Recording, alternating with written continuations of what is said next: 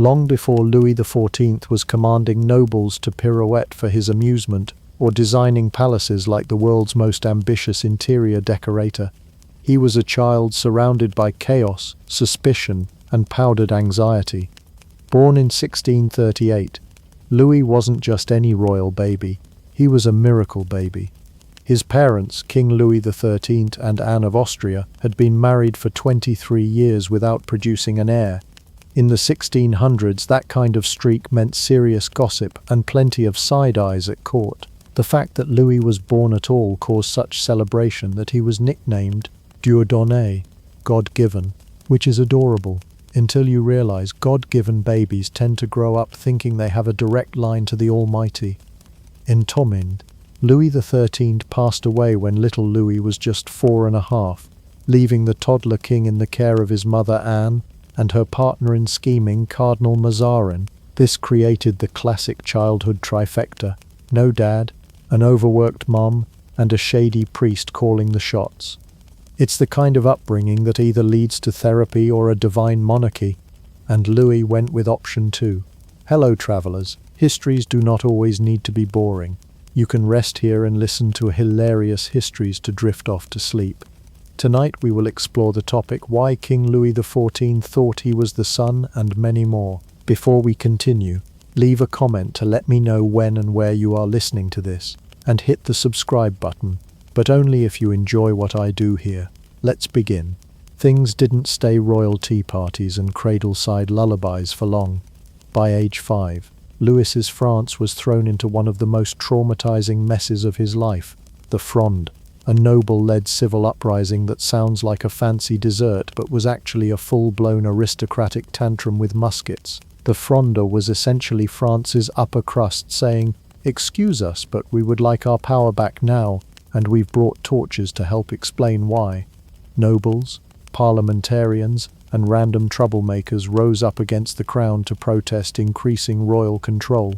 And when we say rose up, we don't mean strongly worded letters. We mean storming Paris, threatening the royal family, and causing baby Louis to flee the capital like it was on fire, which frankly it sometimes was. Imagine being 6 years old, in your royal pajamas, and having to run from your own palace because mustache-twirling aristocrats in ruffled collars have decided they'd rather be in charge. That leaves a mark.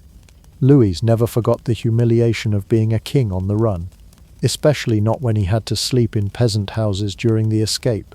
You know, with blankets made of fabric and no golden embroidery. Barbaric. That moment, historians say, was the seed of absolutism.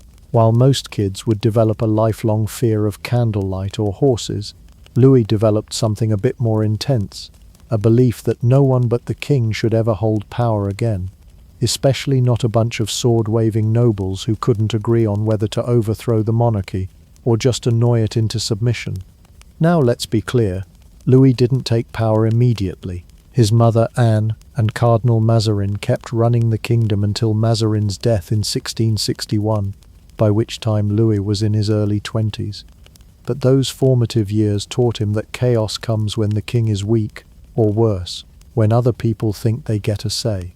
And so Louis decided, when he finally took over, it would be full-on monarchy mode. No democracy included, batteries sold separately. He'd been watching quietly, resentfully, as the nobility bickered, the court whispered, and the government danced between compromises. And when Mazarin finally kicked the cassock, Louis didn't appoint a new chief minister. No, he simply said, "L'État, c'est moi. I am the state," which is French for, "You're all fired." It was bold. It was unprecedented. It was incredibly on-brand for a man who once commissioned 400 royal wigs and had 2 separate servants to handle his gloves. So Louis grew from a scared child of revolt to a man obsessed with order, hierarchy, and visual control. His childhood wasn't a fairy tale, it was a cautionary tale. Nobles who rebelled, parliaments who resisted, the kind of messiness he would spend the rest of his life erasing with symmetrical gardens and elaborate court rituals that made tying his shoes a group event. It all started in those uncertain years, when the boy who was born divine learned that divinity didn't mean much unless you made people believe it. and not just believe it, perform it, applaud it, and repeat it daily at dawn in gold-leafed hallways. And so a king was made, not just by blood but by trauma, paranoia, and a deep, lifelong commitment to never sleeping in a peasant house again. To understand Louis XIV, you must understand this. He didn't think he earned power. He thought he embodied it, as naturally as the sun rises or a wig gets taller in 17th century France. And the reason? Divine right. The belief that kings were not only chosen by God, but essentially co-signed by heaven's legal department. Now, divine right wasn't Louis's invention. It had been around for centuries, the kind of convenient theological get-out-of-responsibility card monarchs loved to keep in their back pocket. But while other kings merely waved it around in emergencies, Louis built his entire personality around it. He didn't just believe God made him king, he believed God made him king on purpose, as a kind of celestial customer service rep with absolute authority and no returns policy. If France had a throne, then by divine logic, he was the only one holy enough to sit on it, and don't even think about putting your feet up. Let's be clear, divine right wasn't a religious suggestion, it was a weapon dressed in a halo, and Louis used it masterfully. He turned religious legitimacy into a full-body armor of authority, with a crown on top, and probably monogrammed socks underneath. His logic went something like this. God created the world. God created order. Kings are part of that order. I am king. Therefore questioning me equals questioning God. Enjoy your exile. It was circular logic, but Louis wrapped it in such ritual language and moral certainty that most people were too dazzled to argue, or too terrified, or too busy holding his mirror. To reinforce this idea, Louis didn't just go to church, he made the church part of the state's furniture. He controlled the appointment of bishops, decided the tone of sermons, and ensured no priest got too enthusiastic about concepts like humility or self-restraint. That, after all, was for commoners. In 1682, he issued the Gallican Articles, which basically said, "The Pope's cool, but in France, I'm the boss." It was the ecclesiastical equivalent of telling your priest, "Thanks for the advice, I'll take it from here." He didn't reject Catholicism, he just thought he could do it better.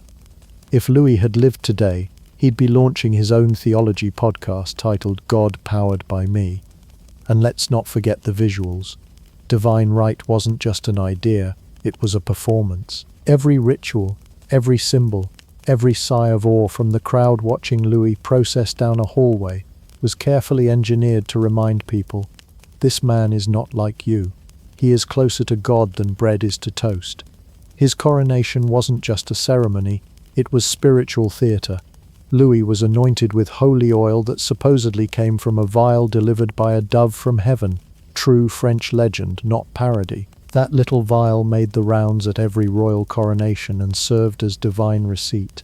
This king is heaven approved. Yes, even the oily part was sacred.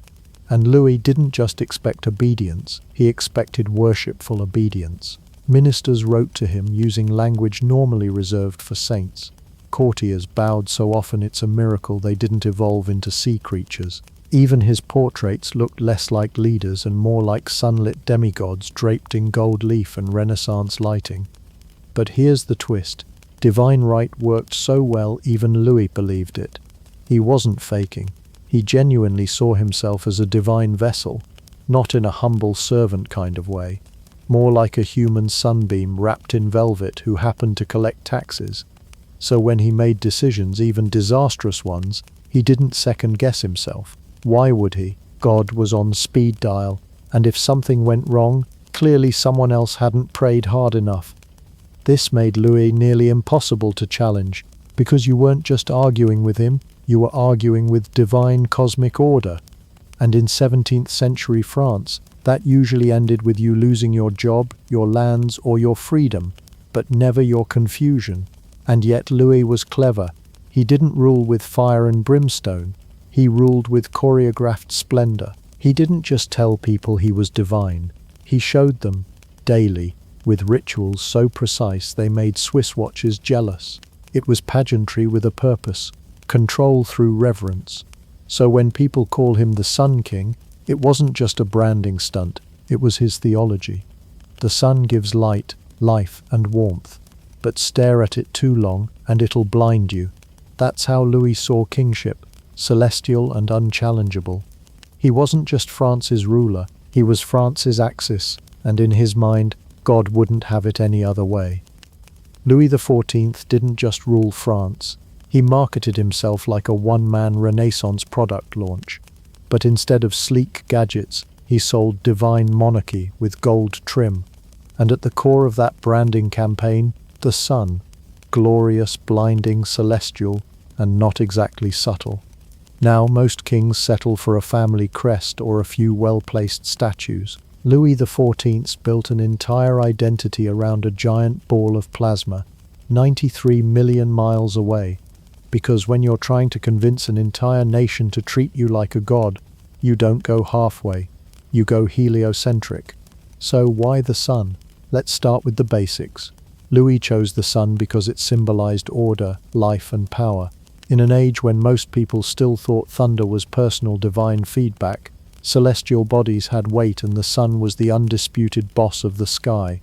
It dictated time, seasons, harvests, and basically every decision farmers and astrologers made, which in 17th century France meant everyone.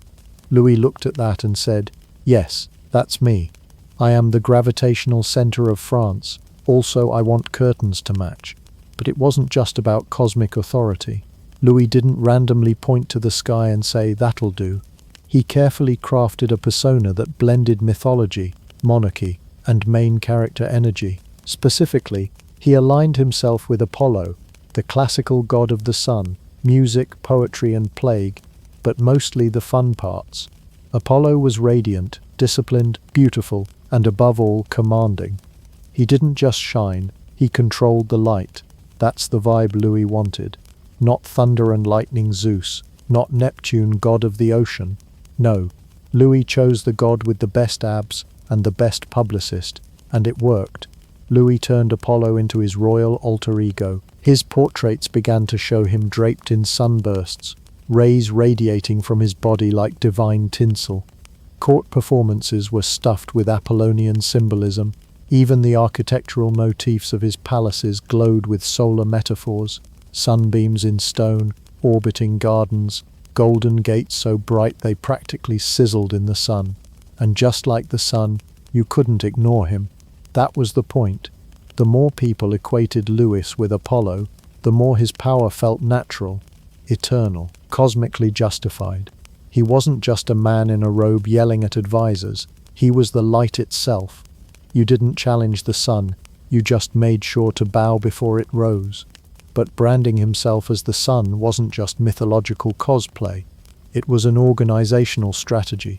He created a hierarchy where everything revolved around him. Just like planets in orbit, every courtier, minister, artist, and aristocrat had a designated place in the system.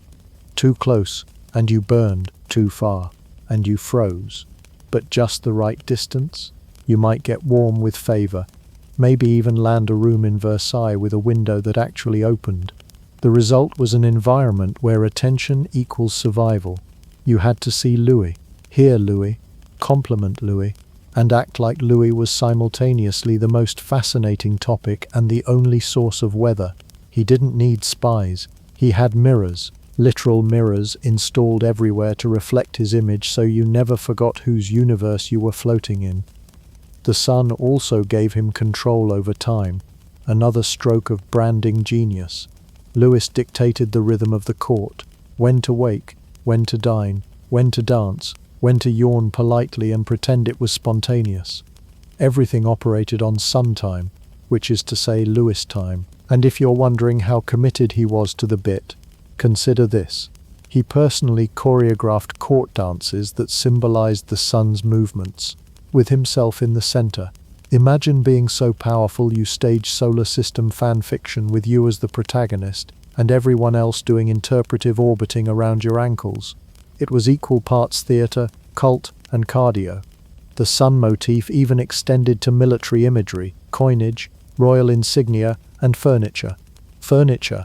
There were sun-shaped bedposts, sunbeam ceiling frescoes, and carpets designed to subtly nudge your eyeballs back toward the central source of life, aka the nearest portrait of Louis. And the brilliance of this brand? It was hard to argue with, because even if you hated Louis, even if you thought he was a preening tyrant in heels, you still had to admit the sun was important. The sun did make the crops grow. The sun was kind of majestic, so Louis used that logic like a marketing bludgeon. You might grumble about taxes, or war, or the fact that the king spent your entire provincial budget on a single golden staircase. But deep down, people still accepted the metaphor. France needed Louis, just like Earth needed the sun, even when it gave you sunburn. When Louis XIV wanted to consolidate power, he didn't build a fortress. He built Versailles, a glimmering architectural fever dream where the ceilings were high, the mirrors were plentiful, and the nobles slowly forgot how to be dangerous because they were too busy figuring out what shoe buckle was in fashion that week. Versailles wasn't originally so glamorous. It started as a modest hunting lodge, surrounded by swampland and mosquitoes, about 12 miles from Paris, far enough to avoid riots, but close enough that you could still get wine deliveries. Most kings would have maybe added a few rooms and called it a weekend getaway. Louis? He turned it into the most expensive social trap in European history. Why? Because Louis wasn't just a king. He was a control enthusiast with a flair for design and a talent for weaponizing boredom. He realized that if you take every scheming noble, every ambitious duke, and every backstabbing courtier, and you put them in the same building with no job except pleasing you, eventually they stop plotting and start gossiping about hairstyles. Versailles wasn't built for comfort. It was built for visibility. Everything about the palace screamed, "Look at me, admire me, remember who's in charge." The famous Hall of Mirrors? That wasn't just for decoration, it was surveillance. You could see everyone could see you. And most importantly, everyone could see the king. Versailles was the original reality show, full of drama, rivalries, and elaborate lighting. And the king was the showrunner. Daily life at Versailles wasn't a royal vacation. It was an exhausting performance schedule.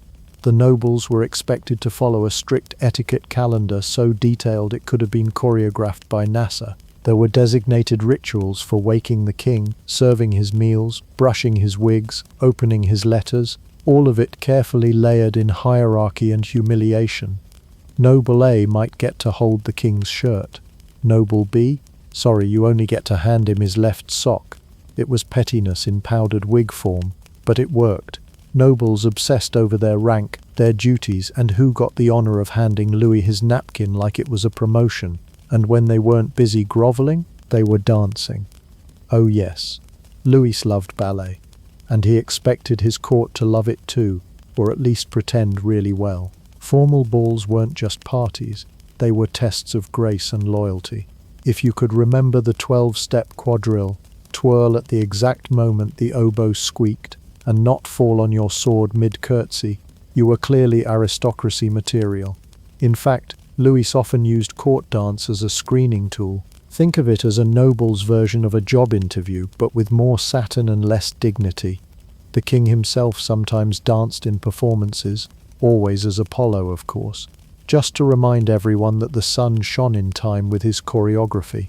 But it wasn't just dance and dress codes. Versailles operated on a kind of constant sensory overload. Everywhere you turned, gold, tapestries, chandeliers, classical columns, more gold, fountains, secret hallways, elaborate gardens with sculpted hedges that judged you silently. The sheer grandeur kept courtiers too dazzled to be dangerous. And the kicker? They paid for it. That's right, the nobles were expected to finance their own Versailles lifestyle. Clothing, wigs, servants, room maintenance, gifts for the king, gifts for each other, decorative snuff boxes engraved with witty insults. All of it came out of their own pockets. It was social survival through economic self-destruction. You didn't rebel against Louis if you were 3 wigs deep in debt and couldn't afford a carriage. So Versailles became more than a palace. It became a noble sinkhole, sucking in power-hungry aristocrats, and spitting them out as obedient courtiers in matching brocade. Louis didn't eliminate the nobility. He domesticated them. He didn't crush them with violence. He smothered them with etiquette. Want to rebel? Good luck. Your calendar's full. You've got fencing at 10, embroidery at 11, a wig appointment at noon, then 2 hours of pretending you're not trying to outshine the Duchess of Burgundy during tea. There's just no time for revolution. And if you ever got bold, tried to whisper sedition in the hallways, don't worry. The walls had ears and mirrors and spies. Versailles was not just a palace, it was a beautifully decorated panopticon, where nobles watched each other with paranoid grace, all while smiling. So while Versailles dazzled Europe, impressed diplomats, and inspired architects, its true genius lay in its function. It took France's most powerful families, dressed them up like chandeliers, and made them dance to the beat of one very well-dressed man's tambourine, and they called it court life. Long before Paris became the global fashion capital, King Louis XIV turned his royal wardrobe into a weapon with more fabric than subtlety. In the glittering hallways of Versailles, clothing wasn't just about style, it was about survival. Under Louis's reign, dressing wrong could cost you your reputation, your influence, and possibly your last invitation to one of those wildly exhausting palace balls. Because when your monarch wears wig-stacked war paint and 6-inch red heels, you either follow suit or get socially stomped. Let's start with the wigs, or more accurately, the architectural marvels of powdered pomposity that lived atop Louis's regal head. These weren't your average toupies, these were sculptures of status, sometimes weighing as much as small lapdogs, and requiring their own miniature ecosystem of lice combs and perfumed powder. Louis didn't just wear wigs, he waged follicular war with them. He set the tone in a time when being bold could undermine your masculine authority. So naturally, the king compensated by turning his head into a walking Versailles garden full of curls, height, and powdered arrogance. And don't forget the shoes. If Cinderella's glass slipper had been handed to Louis, he'd have said, "Make it red, make it velvet, and make sure everyone else is too poor to afford them." Red heels, under Louis XIV, were no casual accessory. They were a declaration of divine swag. Only the elite could wear them by royal decree. If your shoes weren't red and flamboyant enough to cause at least one twisted ankle a week, were you even trying? They weren't just for show either. Heels made the king look taller, more imposing, because when your authority rests on the illusion of grandeur, adding 3 extra inches can really help your divine aura reach the back row. Now, fashion wasn't just about Louis himself. He weaponized it. He turned Versailles into a catwalk with consequences. Court members were expected to appear constantly in the newest and most extravagant garments, and trust me, casual chic was not a thing. Louis would introduce new trends regularly, just to drain the nobility's wallets. Velvet today, brocade tomorrow. Don't forget the wig powder subscription. By the time you were finished dressing, your bank account was as empty as your stomach, because corsets and 10 layers of fabric don't pair well with 3 full meals. This wasn't mindless extravagance. Louis understood something profound. If the nobility is busy obsessing over their wardrobes, they don't have time to plot rebellions. If a duke spends his morning in an anxiety spiral about whether his ruffles are appropriately puffed for the evening gala, he's unlikely to be leading a protest about taxation. Fashion became a leash made of silk and lace, and nobles trotted after it willingly. Because Louis had made style the new currency of power. Even the way people dressed around the king was policed with the same intensity as a modern red carpet. There were strict rules about how one could dress in Louis's presence. Fabrics, colors, even accessories were dictated by your rank and favor. Break protocol, and you might find yourself mysteriously not invited to court events. In 17th century France, "You can't sit with us," translated to "Your social standing has been vaporized." But perhaps the most brilliant part of this fashion frenzy was how Louis centered it around himself. He was the ultimate muse, the shining trendsetter. Think of him as the original influencer, except instead of OOTD posts, he had oil portraits and royal decrees. Painters immortalized his elaborate looks, not because he needed art for posterity, but because each image was a propaganda poster in silk and silver thread. Every thread screamed, "I am divine, I am unshakable, and your peasant linen isn't even wrinkle-free." Of course, not everyone was thrilled with the mounting pressure to keep up. Some nobles complained, quietly of course, that Versailles fashion was financially ruinous. But Louis didn't mind. In fact, that was the point.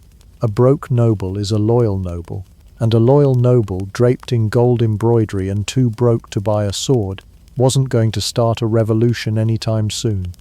In the end, Louis XIV turned clothing into a system. He wrapped himself in brocade, lace and myth, and demanded the same of his court.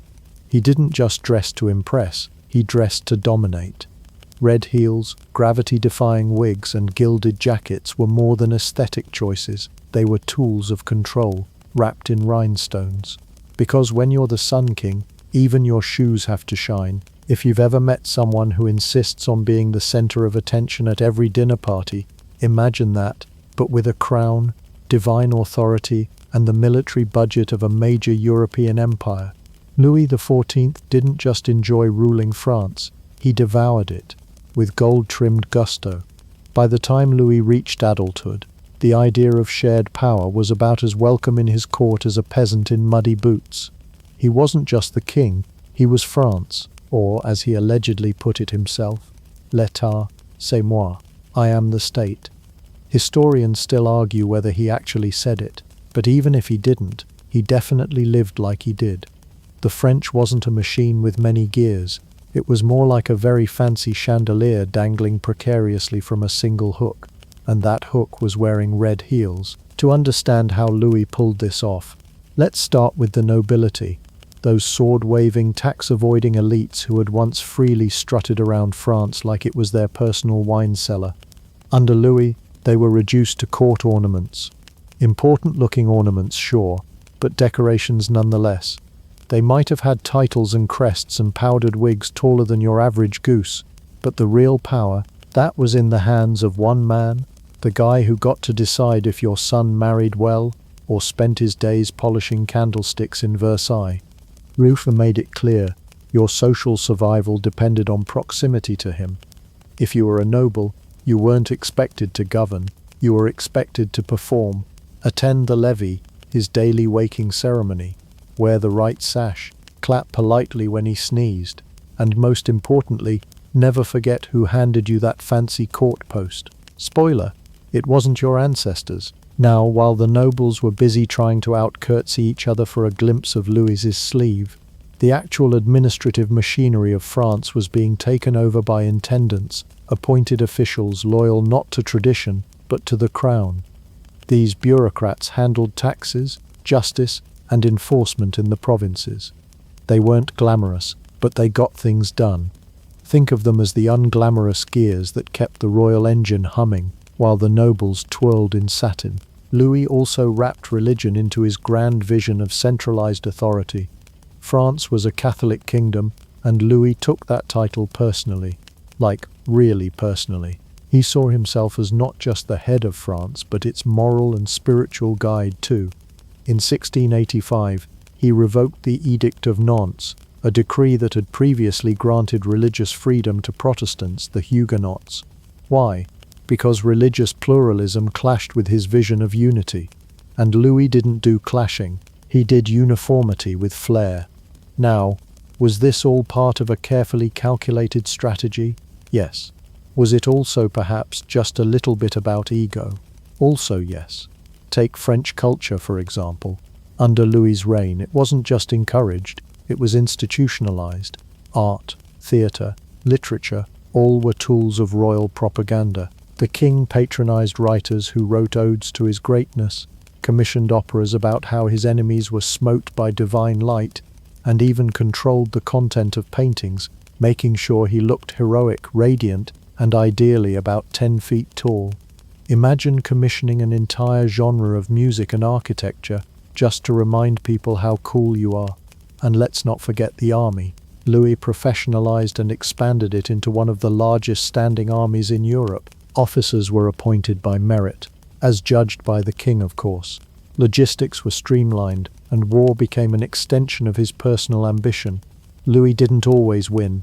Some of his later campaigns would strain the treasury and the patience of his allies, but he definitely made sure France could punch above its weight, preferably with a trumpet fanfare.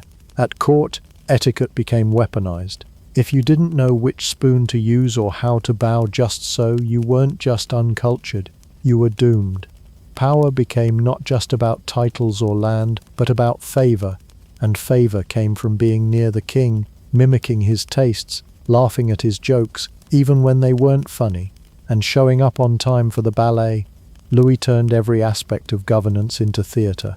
He was the director, lead actor, costume designer, and occasionally the entire chorus. Even sleep wasn't private. Nobles competed for the honor of holding the royal candle while he went to bed. If you're wondering whether that's overkill, yes. Yes, it is. But in Louis's world, attention was loyalty, and loyalty was power.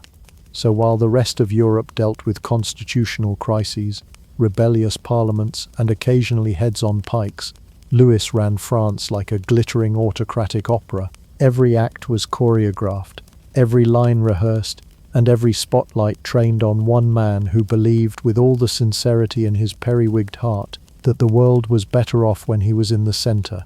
And to be fair, he kind of pulled it off.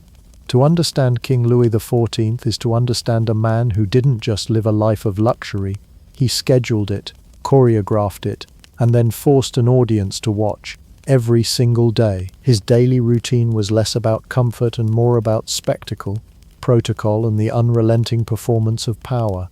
Being the Sun King meant every blink, every bite, and every bathroom break had undertones, sometimes literal tones, thanks to a court musician who might be loitering nearby with a lute. Let's start with the lever, or les livres du roi, which, confusingly, does not involve a lever. This was Louis's morning wake-up ceremony, where dozens, sometimes over 100 nobles and courtiers stood in a rotating hierarchy of importance to watch the king wake up. Yes, imagine rubbing the royal eye crust while 3 dukes stand nearby pretending not to notice. The higher your rank, the closer you got to the bed. The lowest-ranking nobles got the honorable job of standing against the wall, whispering to each other, "Can you even see the king's foot from here?" At precisely 8:30 a.m., Louis would be woken by his first valet de chambre. But here's the twist. Louis XIV wasn't even sleeping in the bed. Everyone gathered around. That was the ceremonial bed. He'd sneakily sleep elsewhere for actual rest, and only return to this performative mattress moments before his grand wake-up. That's right, the king faked waking up for theatrical purposes. Somewhere, a Broadway director is nodding in respect. Once awake, the king was helped into a robe and slippers, not because he was particularly groggy, but because helping the king dress was the 17th century equivalent of backstage access to Beyoncé. Nobles would practically duel for the privilege of handing him his undershirt. There was even a hierarchy within this dressing ceremony. The first gentleman of the bedchamber might put on his shirt, while the chief physician observed his royal complexion with concern and admiration, as if Louis's pores were the very foundation of France's stability. Next came a light breakfast, served in bed obviously, typically consisting of broth or eggs. But this wasn't breakfast in bed like your birthday morning. It was a performance art piece. Courtiers would gather around, pretending to have deep spiritual revelations, while the king consumed his spoonfuls of soup like he was Moses descending from Mount Sinai with caffeine. By late morning it was time for a council meeting, but don't imagine a casual brainstorming session with croissants and flip charts. Louis would sit at the center, listening carefully, occasionally nodding, and always making it clear that he was the smartest person in the room. Decisions were centralized entirely around him, and his ministers, clever though they may be, had all the autonomy of sock puppets. At noon came Mass in the royal chapel, which was compulsory for the court. Louis wasn't just a regular at church, he was the star of church. He had his own balcony, his own entrance, and his own priest. Picture a VIP box at a Beyoncé concert, but replace Beyoncé with a Jesuit and the dancing with incense. Then came lunch, or le dîner du roi, where he might dine alone, in full view of an audience. That's right, He ate by himself while others watched. Imagine chewing duck confit, while two dukes and an ambassador observe your mastication like it's a military maneuver. This meal often lasted an hour or more, and the ceremony around it could make a 5-star Michelin experience feel like a backyard barbecue. Afternoons were reserved for leisure, but even leisure had a strict itinerary. I might hunt, stroll through Versailles' absurdly vast gardens, or attend musical performances written specifically to flatter him. And you better believe that if you were walking with the king, you never walked ahead of him. That's a quick way to be demoted to man who polishes the royal chamber pot. Evenings brought the couche, the king's going to bed ceremony. This was basically the lever in reverse, and just as bizarre. Imagine dozens of nobles jostling for the right to watch you brush your hair and put on pajamas. Louis would receive a final goodnight, while the rest of the kingdom quietly revolved back into darkness. But much like the lever, this was theatre. Louis often didn't sleep in the ceremonial bed. That was just the closing scene of the daily royal soap opera. He'd leave for his actual chambers once the audience had exited stage left. The brilliance of this entire routine wasn't in its comfort or practicality, it was in its message. Louis XIV didn't rule by sword or fear or clever policy making alone. He ruled by presence. Every action, every yawn, every dressing ritual reminded his court, and by extension his country, that he was the center of their universe. And honestly, if you can convince people to fight over who gets to tie your shoelaces, you are the sun, or at least the hottest celestial body at Versailles. When Louis XIV looked into a mirror, he didn't see a man, he saw a masterpiece, and he wanted the rest of France and ideally the entire known universe to agree. But how do you get millions of people to worship you without inventing social media? Answer: you commission an endless stream of gloriously flattering art and insist that your reflection is everyone's patriotic duty to admire.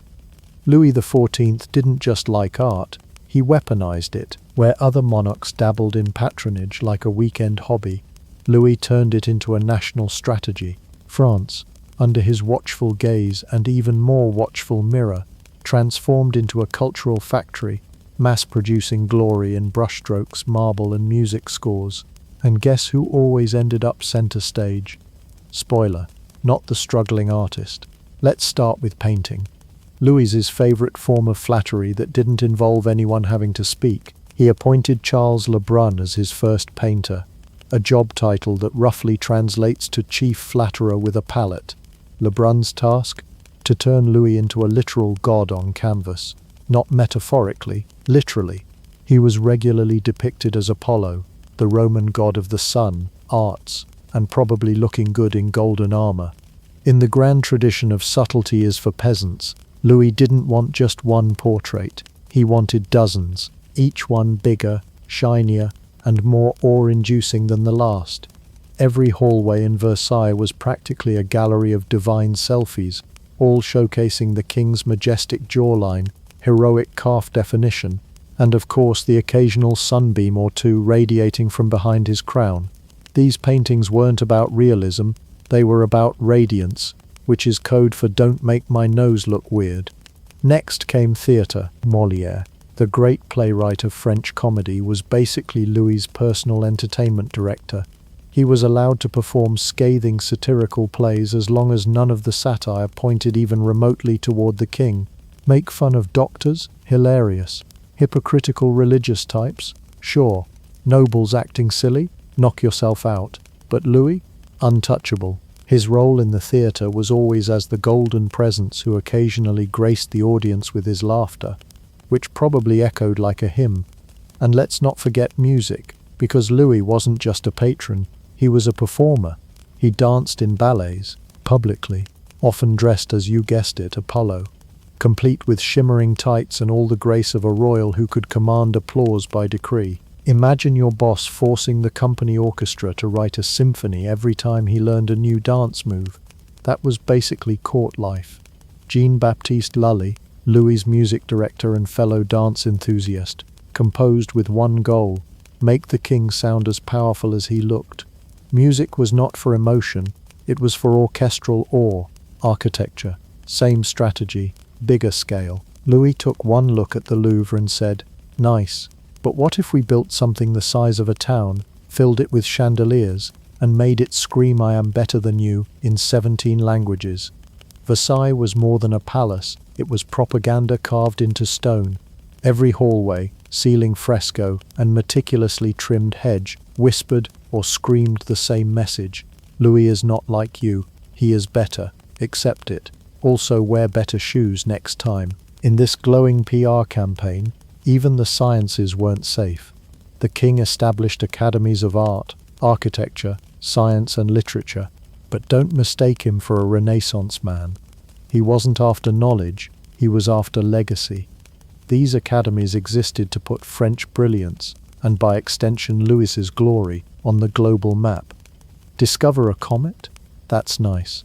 But did you mention the king in your findings? Because if not, start over. This campaign of divine branding worked. It worked too well. Foreign dignitaries returned home dazzled by the cultural tsunami that was Louis's France. French became the language of diplomacy. French fashion ruled the courts of Europe. Even Louis's wig style crossed borders. Other kings didn't just admire him, they tried to copy him, badly. But they tried. Louis understood that raw power was fleeting. Swords rust, crowns topple. But a 30-foot tapestry showing you stomping on your enemies while riding a chariot pulled by eagles? That's forever. Of course, not everyone was convinced. Enlightenment thinkers would later scoff at Louis's self-portraits and palace productions. But while they were busy writing philosophy, Louis had already commissioned a ballet about himself defeating chaos with a well-timed twirl.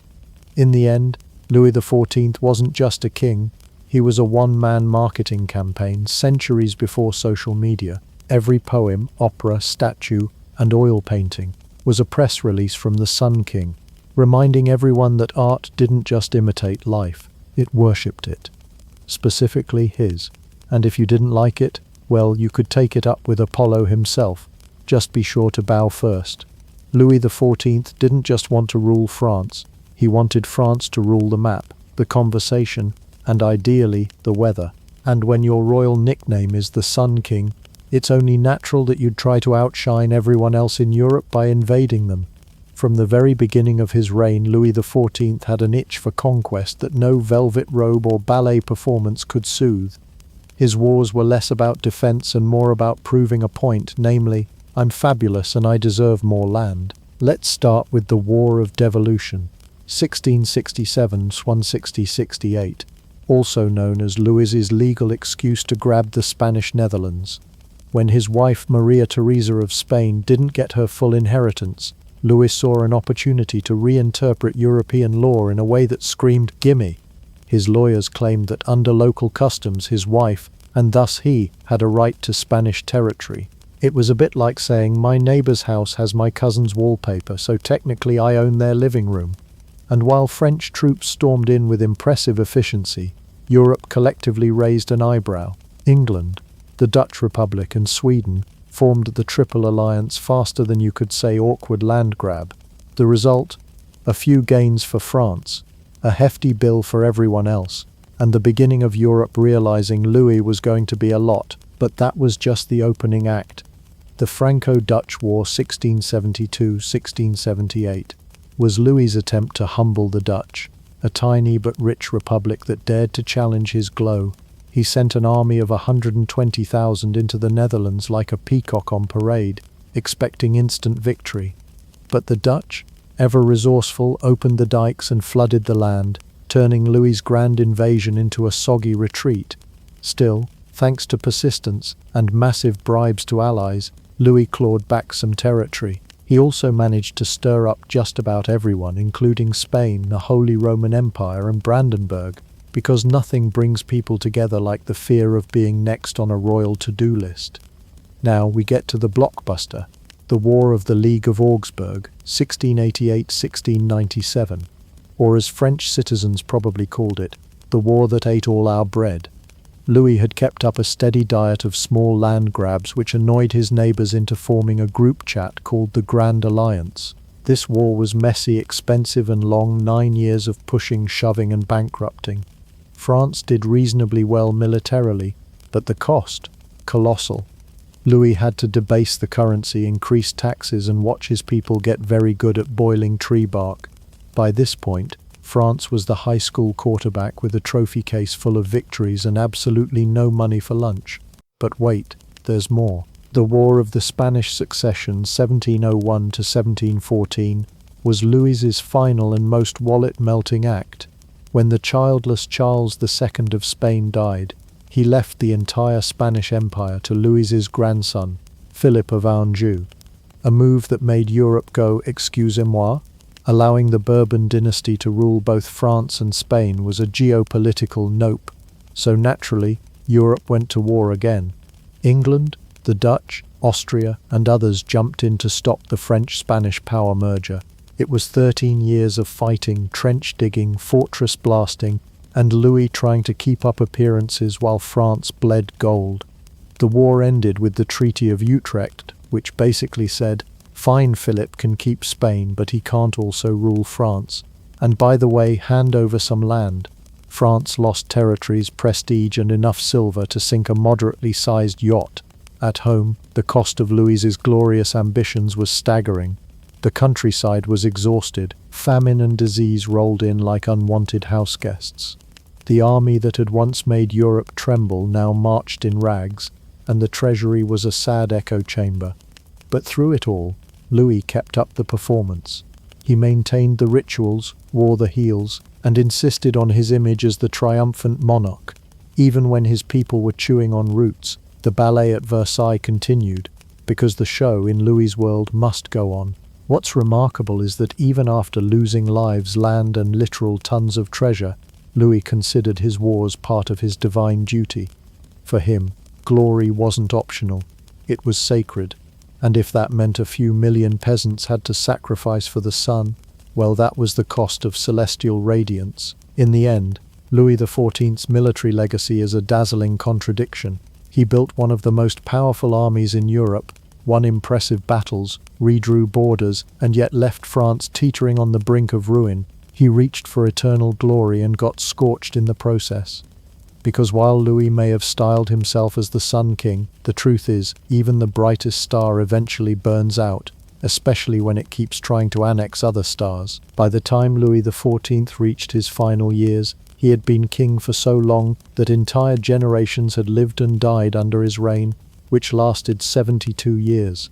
That's longer than 3 full-grown golden retrievers. He had outlived his advisors, his mistresses, his wife, his legitimate children, and even some of his own fashion trends, though the wigs tragically persisted. And after nearly 3/4 of a century basking in his own carefully curated glory, the Sun King was finally setting, albeit slowly and dramatically as always. But this sunset wasn't all golden rays and orchestral swells. It came with a fair bit of thunderclouds. France, the jewel of Europe under Louis's dazzling grip, was looking a little tarnished. The treasury was hemorrhaging money. The people were tired of being taxed into oblivion, and Versailles had become a symbol of excess, so bloated it made even Marie Antoinette seem frugal by comparison. And let's not forget the wars. Oh, the endless wars. Louis had gallivanted across Europe waving banners and breaking borders, and now France was paying the bill in blood, bread shortages, and the kind of national debt that makes royal accountants break into stress-induced interpretive dance. In the twilight of his reign, something strange happened. Louis got reflective. Not literally, of course. Mirrors were still mostly for admiring his latest embroidered coat, but emotionally. With most of his direct heirs dead from disease or other delightful 18th century hazards, Louis began to look at his legacy not as an eternal flame of glory, but as something more fragile, like a candle in an extremely drafty room. His final years were marked by a surprising amount of somber introspection. In fact, he even gave some heartfelt advice to his great-grandson, the future Louis XV, who was just a child when the old Sun King was wheezing out his last breath. And what did the man who ruled like a god have to say to his successor? Essentially, don't do what I did. Specifically, he warned against war, extravagance, and vanity. which is a bit like a lifelong cake addict advising moderation in desserts after they've eaten the entire bakery. But make no mistake, Louis XIV didn't suddenly become humble. He still insisted on the full theatricality of kingship to the bitter end. His deathbed was surrounded by clergymen, courtiers, and enough candles to roast a pig, and true to form, even his demise came with symbolism. The king who had styled himself as the sun was dying of gangrene, a disease that slowly devours the body from within. It was as if nature itself decided to do a little commentary on unchecked power. When Louis finally died in 1715, there was an eerie silence. France didn't erupt in mourning. It exhaled. The country had been revolving around him for so long that his absence created both relief and panic. It was like someone finally turned off the spotlight and nobody was sure what the stage looked like in the dark. His funeral, ironically, was surprisingly modest for a man who'd spent his life dressing like a chandelier. But the real spectacle was what he left behind: a devastated economy, a tired nobility, a suffering peasantry, and an architectural monstrosity of splendor and maintenance costs known as Versailles. And of course a young great-grandson with a crown too heavy for his head, standing in the shadows of a man who had claimed to be the embodiment of the state. Yet, even with all the fiscal firestorms and emotional hangovers, Louis XIV's legacy is inescapable. He didn't just shape France, he sculpted it with gold-plated tools and a very specific sense of drama. He made monarchy theatrical, divine, and visually unforgettable. His model of absolutism inspired and terrified rulers across Europe, and his very image, preserved in countless portraits, murals, and statues, still radiates the pompous glow of a man who believed himself to be the literal center of the universe. In the end, Louis XIV was more than just a king. He was a performance, a long, expensive, exhausting performance with enough costume changes to rival a Las Vegas residency. And when the curtain finally fell, France was left blinking in the quiet, wondering how much of that sunlight had actually been real and how much had just been very expensive stage lighting. And so the Sun King set, not with a bang but with a weary sigh, a few regrets, and a legacy so massive it took centuries and one French Revolution to unpack. Ladies and gentlemen, grab your hiking boots, a dangerously small bottle of water, and a llama with emotional support training, because we're about to ascend to one of the most breathtaking locations in human history. And we mean that literally. At 2,430 meters above sea level, Machu Picchu isn't just a historical site, it's a high-altitude existential crisis with scenic views. Nestled in the Andes Mountains of Peru like some mystical bird's nest made of stone, Machu Picchu sits where most rational people would look up and say, "Yeah, no thanks." But the Incas were not most people. While other civilizations built cities on flat land with access to rivers and trade routes, the Incas apparently looked at a near vertical ridge and thought, "Perfect, let's make that into a city, preferably one with stairs." So, many stairs. The location is so remote and dramatic that even GPS feels insecure. Surrounded on three sides by the Urubamba River and cloaked in mist like it's auditioning for a fantasy film, Machu Picchu makes a strong case for being the most inconveniently placed architectural masterpiece ever conceived. And yet, inconvenient as it is, the view is worth every wheezing, leg-burning, "why did I do this" step. Constructed in the mid-1400s during the height of the Inca Empire, the city was never meant to be easy to reach, which is great, because it still isn't. Whether you arrive via the classic 4-day Inca Trail, or take the modern tourist-friendly option that involves trains, buses, and spiritually crushing lines, the final ascent still feels like nature is mocking your cardio levels. And then you see it.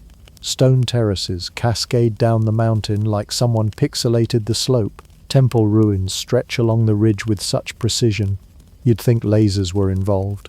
But nope, just a society that knew how to measure with string, shape granite with other granite, and defy logic without Wi-Fi. It's almost offensive how well they pulled it off. But before we go diving into the who built what, why is this rock shaped like a sun clock details, Let's pause and truly appreciate the absurdity of the setting. Picture it. You're an Incan architect tasked with building a city. You could pick a wide, comfortable valley. Instead, your boss points to a jagged, cloud-covered mountain and says, "Up there, make it fabulous." And because Inca society was terrifyingly efficient, you salute, start hauling stones the size of dishwashers up a cliff, and pray your llama doesn't quit mid-shift. This wasn't just a city, it was a statement, a declaration of power, devotion, and very questionable real estate preferences. Scholars debate its exact function. We'll get to that in a later chapter. But there's no denying this. Machu Picchu was designed to impress, even if it meant putting every visitor through a spiritual and physical transformation on the way up. The site itself is divided into upper and lower sections, with ceremonial, agricultural, and residential zones. And while the ruins are silent today, in its heyday this place would have been bustling, priests chanting in temples, workers tending to crops on terraces so steep they made vertigo a lifestyle, and nobles possibly enjoying their mountaintop spa day, while overlooking clouds like smug weather gods. It's impossible to ignore the sheer drama of the environment, not just the stonework, though it's gorgeous, but the way the city becomes one with the mountain. It's not perched on top like a cherry on a sundae.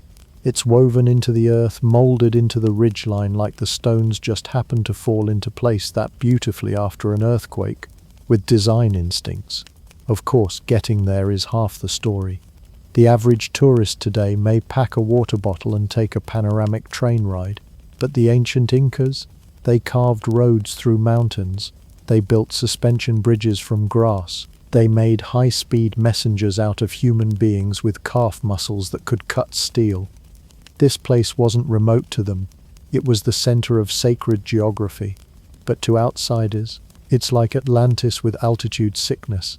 And that brings us to the real miracle of Machu Picchu. Not just that it was built, but that it still stands. After centuries of earthquakes, erosion, jungle overgrowth, and extremely confused llamas, the stones remain locked in place. No mortar, just precise cuts and stone-on-stone magic. And like every person who tries to climb it without stretching first, it refuses to fall. In a world of grand monuments, this one sits above them all, quite literally. It's a place where nature and human ingenuity shake hands, and where the path to glory begins with a lot of steps and ends with sore thighs and a spiritual awakening. So next time someone tells you to take the high road, just remember, the Incas did, and they built a city at the end of it. If you were a civilization trying to make your mark on history, logic might suggest you settle somewhere with easy access to water, farmland, and breathable air. The Incas, however, took one look at the towering Andes Mountains and said, yes, that'll do nicely. Because for the Inca Empire, the mountains weren't just home, they were the point. By the early 1400s, the Incas had gone from a small tribe in the Cuzco Valley to the undisputed masters of western South America. Their empire, known as Tawantinsuyu, meaning the four regions, stretched over 2,500 miles, covering what is now Peru, Ecuador, Bolivia, and chunks of Colombia, Chile, and Argentina. That's roughly the size of the Roman Empire at its peak. But unlike Rome, which sprawled across gentle terrain and Mediterranean coastlines, the Incas did all this while clinging to cliff faces like particularly organized mountain goats. And they didn't just tolerate the mountains, they revered them. Every peak, every ridge, every hair-raising trail was part of their cosmic blueprint. The mountains weren't obstacles to be conquered, they were living beings, sacred beings. The Incas believed in Apus, mountain spirits that watched over the land. These towering geological guardians were considered ancestors, gods, and divine weather forecasters, all rolled into one very large, very cold rock. This high-altitude spirituality made sense, especially when you realize who the Inca top deity was. Inti, the sun god. Inti was not only the source of warmth, crops, and cosmic power, he was the divine father of the Inca royal line. And where does the sun hang out most of the time? That's right, up. So naturally, the higher you went, the closer you got to your god. Hence the entire civilization's upward real estate strategy. It wasn't just faith that guided them up mountains, though. It was engineering swagger. The Incas were freakishly good at adapting to their environment. They built agricultural terraces that turned vertical slopes into fertile staircases of potatoes and maize, where most societies would have thrown up their hands and invented a new religion that allowed flat farmland only. The Incas looked at a 60-degree slope and said, "Perfect for quinoa." They also invented colocas, cool, ventilated storage buildings that used the mountain's natural airflow to keep food from spoiling. It was like Tupperware, if Tupperware required a construction crew and a llama caravan to reach. And their road system? A masterpiece. The Inca road network spanned over 25,000 miles, crisscrossing cliffs, rivers, forests, and deserts. They didn't use wheels, draft animals, or iron tools, but they somehow created the kind of logistical network Amazon would envy. Their roads had steps carved into solid rock, bridges woven from grass, and rest stations every few miles where messengers called chasquis would sprint from one to the next, delivering messages like the world's fittest mailmen. But why go to all this effort in the mountains of all places? Because to the Incas the mountains were a ladder to the heavens. Their architecture, their rituals, their politics, it was all geared toward climbing closer to the divine. They even aligned temples and cities with astronomical events. Solstices, equinoxes, constellations, you name it, they built around it. And not by accident. This wasn't Stone Age guesswork. This was celestial urban planning, powered by sharp observation and a sky calendar that made your smartwatch look like a potato. Even death had altitude. The Incas practiced high-altitude human sacrifice, leaving offerings including children at the tops of sacred peaks, mummified by cold and wrapped in ceremonial garments. To us, it's unsettling. To them, it was a way to maintain balance between the living and the divine, a mountain handshake sealed with frozen tears and woven textiles. This obsession with elevation extended all the way to leadership. The Sapa Inca, the emperor, was believed to be the literal descendant of the sun god, not metaphorical, literal, which meant every time the emperor took a walk, he was basically a walking sunbeam on official state business. And because he was divine, he naturally needed cities, temples, and summer homes at altitudes where most mortals couldn't breathe without a support llama. And that brings us back to the empire itself, sprawling, diverse, and held together by a common reverence for stone, sky, and sun. The Incas didn't just survive the mountains. They made the mountains part of their story. Their empire was shaped not in spite of the terrain, but because of it. Every dizzying climb, every sharp ridge, was another chance to say, "We're still here, and we brought granite." So while other civilizations spread through fertile plains and river valleys, the Incas built their greatness vertically. Their roads ran up hills, their fields hung off cliffs, their gods lived above the clouds, and somewhere between heaven and the earth, the Incas carved out one of the most astonishing empires in human history, with lungs of steel and a spiritual GPS that always pointed uphill. Let's meet the man who looked at a mountain and didn't see an obstacle. He saw a floor plan. Pachakuti Inca Yupanqui wasn't just any ruler. He was the Incan equivalent of a Renaissance man, if that Renaissance man also had a thing for imperial expansion, religious reform, urban renewal, and building mountaintop getaways that required more abs than architectural plans. Pachacuti's name literally means he who overturns space and time, which, you've got to admit, sets the bar a little higher than your average ruler. Born in the early 1400s as the 9th Sapa Inca, the title for emperor, Pachakuti was the empire's breakout star. Before him, the Inca were a relatively modest kingdom around the Cuzco Valley. After him, a continental superpower with engineering swagger and a soft spot for summits. Now, Pachakuti didn't exactly inherit the throne the easy way. The Inca Empire wasn't handed to him with a llama-shaped ribbon and a comfy throne. Nope, his rise began when the Chanca people invaded, threatening to destroy the Inca capital. His father, the reigning emperor at the time, decided to take the strategic retreat approach, which is polite Incan for ran for the hills. Pachakuti, however, stayed behind. Because why flee when you can rewrite your origin story as a heroic defense of the homeland? According to legend read, Incan PR department. He rallied the troops, beat the invaders, and had a supernatural vision involving a stone turning into a warrior god. That's right, he won the war with divine rock support. Move over, Excalibur. After saving Cuzco, he took the throne and started reshaping the empire like a man who had just discovered spreadsheets and found them deeply inspirational. He wasn't content with being a local big shot. Pachakuti went full expansionist, reorganizing the government, building roads, creating storehouses, codifying laws, and essentially inventing an imperial bureaucracy at 10,000 feet. But he wasn't just a military genius and micromanager. He had aesthetic ambitions. This guy didn't just want control, he wanted legacy architecture. He started with Cuzco, transforming it into a glittering imperial capital. He built temples, administrative centers, and monuments that screamed, "I am God's favorite, and I also have excellent taste in stonework." And then, just as a flex, he looked up at the ridgelines of the Andes and decided he needed something more private, a little weekend escape. But built into the heavens. That's where Machu Picchu enters the scene. While its exact purpose is still debated, most scholars agree that it was likely commissioned by Pachakuti as a kind of royal retreat/spiritual resort, a place where the emperor could unwind from the stress of managing an empire the size of Western Europe by hiking up several thousand feet and sitting among the clouds.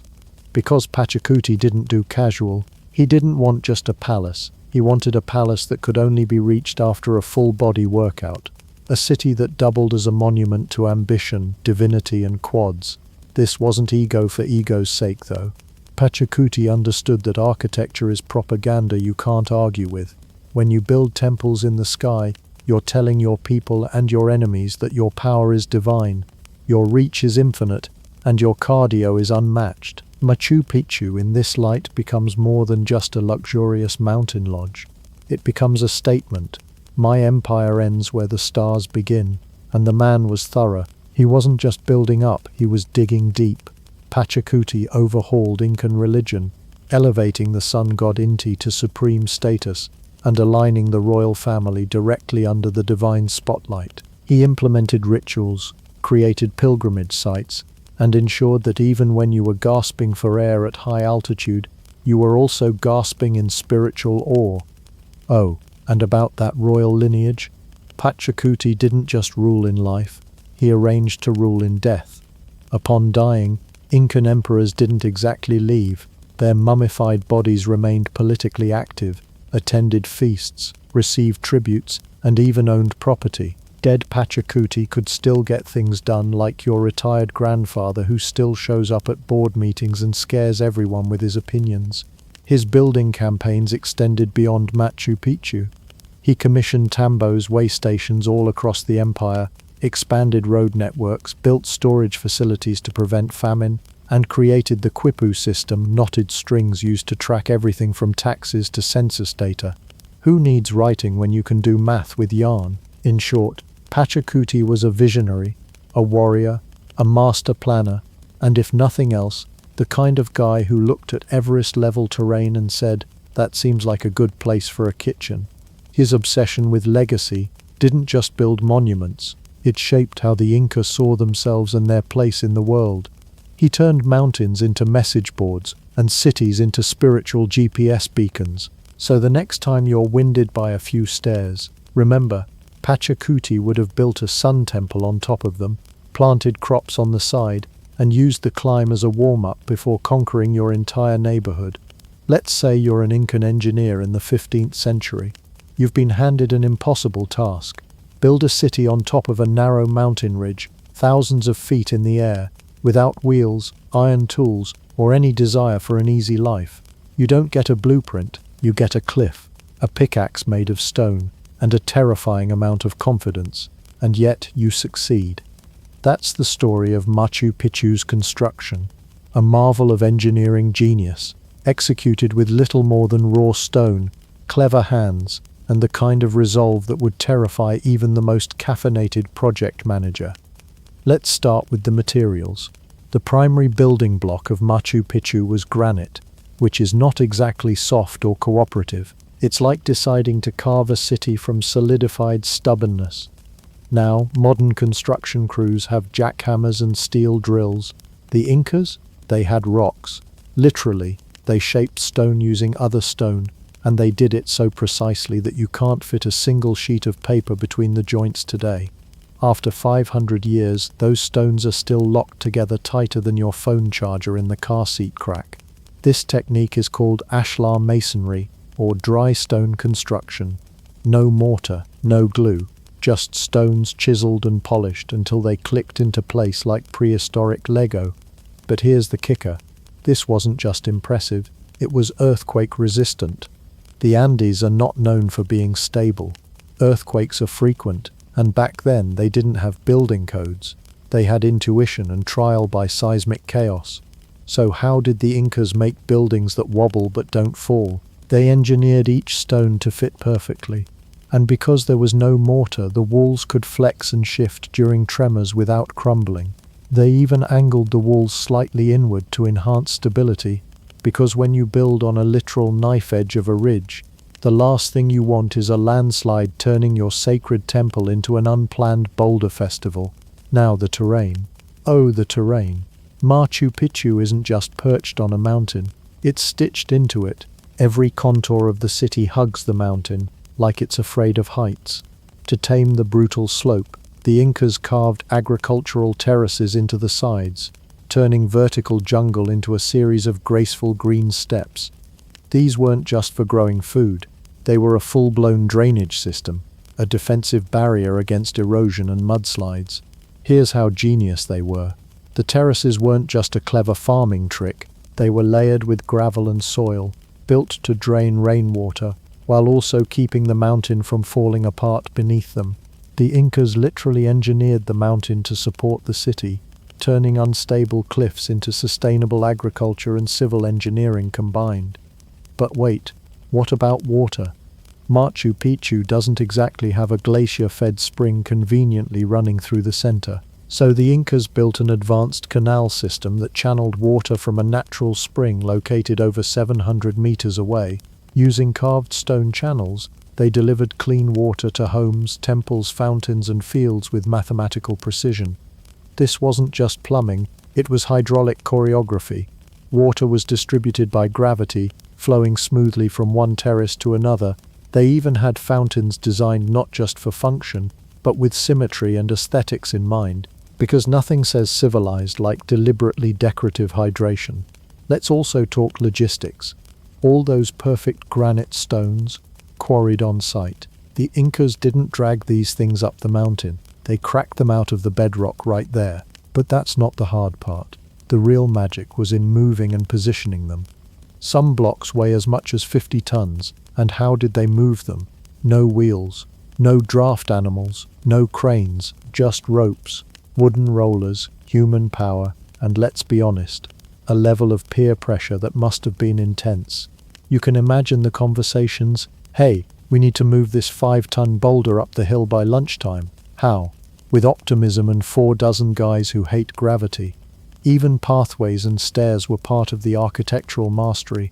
Everything had purpose. Stone staircases flowed through the city like veins, connecting living quarters to religious areas, ceremonial plazas, and lookout towers. These weren't haphazard steps. They were aligned with the stars, the terrain, and the sacred geometry of Incan belief. And don't think they were just stacking rocks and hoping for the best. The Incas had a keen understanding of soil mechanics, load distribution, and environmental harmony. Structures weren't just placed, they were integrated into the landscape with such care that you'd think the city had simply grown there. So to summarize, no wheels, no metal, no concrete, no problem. Where modern construction uses cranes, the Incas used leverage. Where we rely on steel, they used stone joinery, so precise it makes modern engineers cry. And where others saw an impossible mountaintop, they saw a blank canvas with bonus avalanches. In the end, Machu Picchu isn't just impressive because of where it is. It's impressive because of how it exists at all.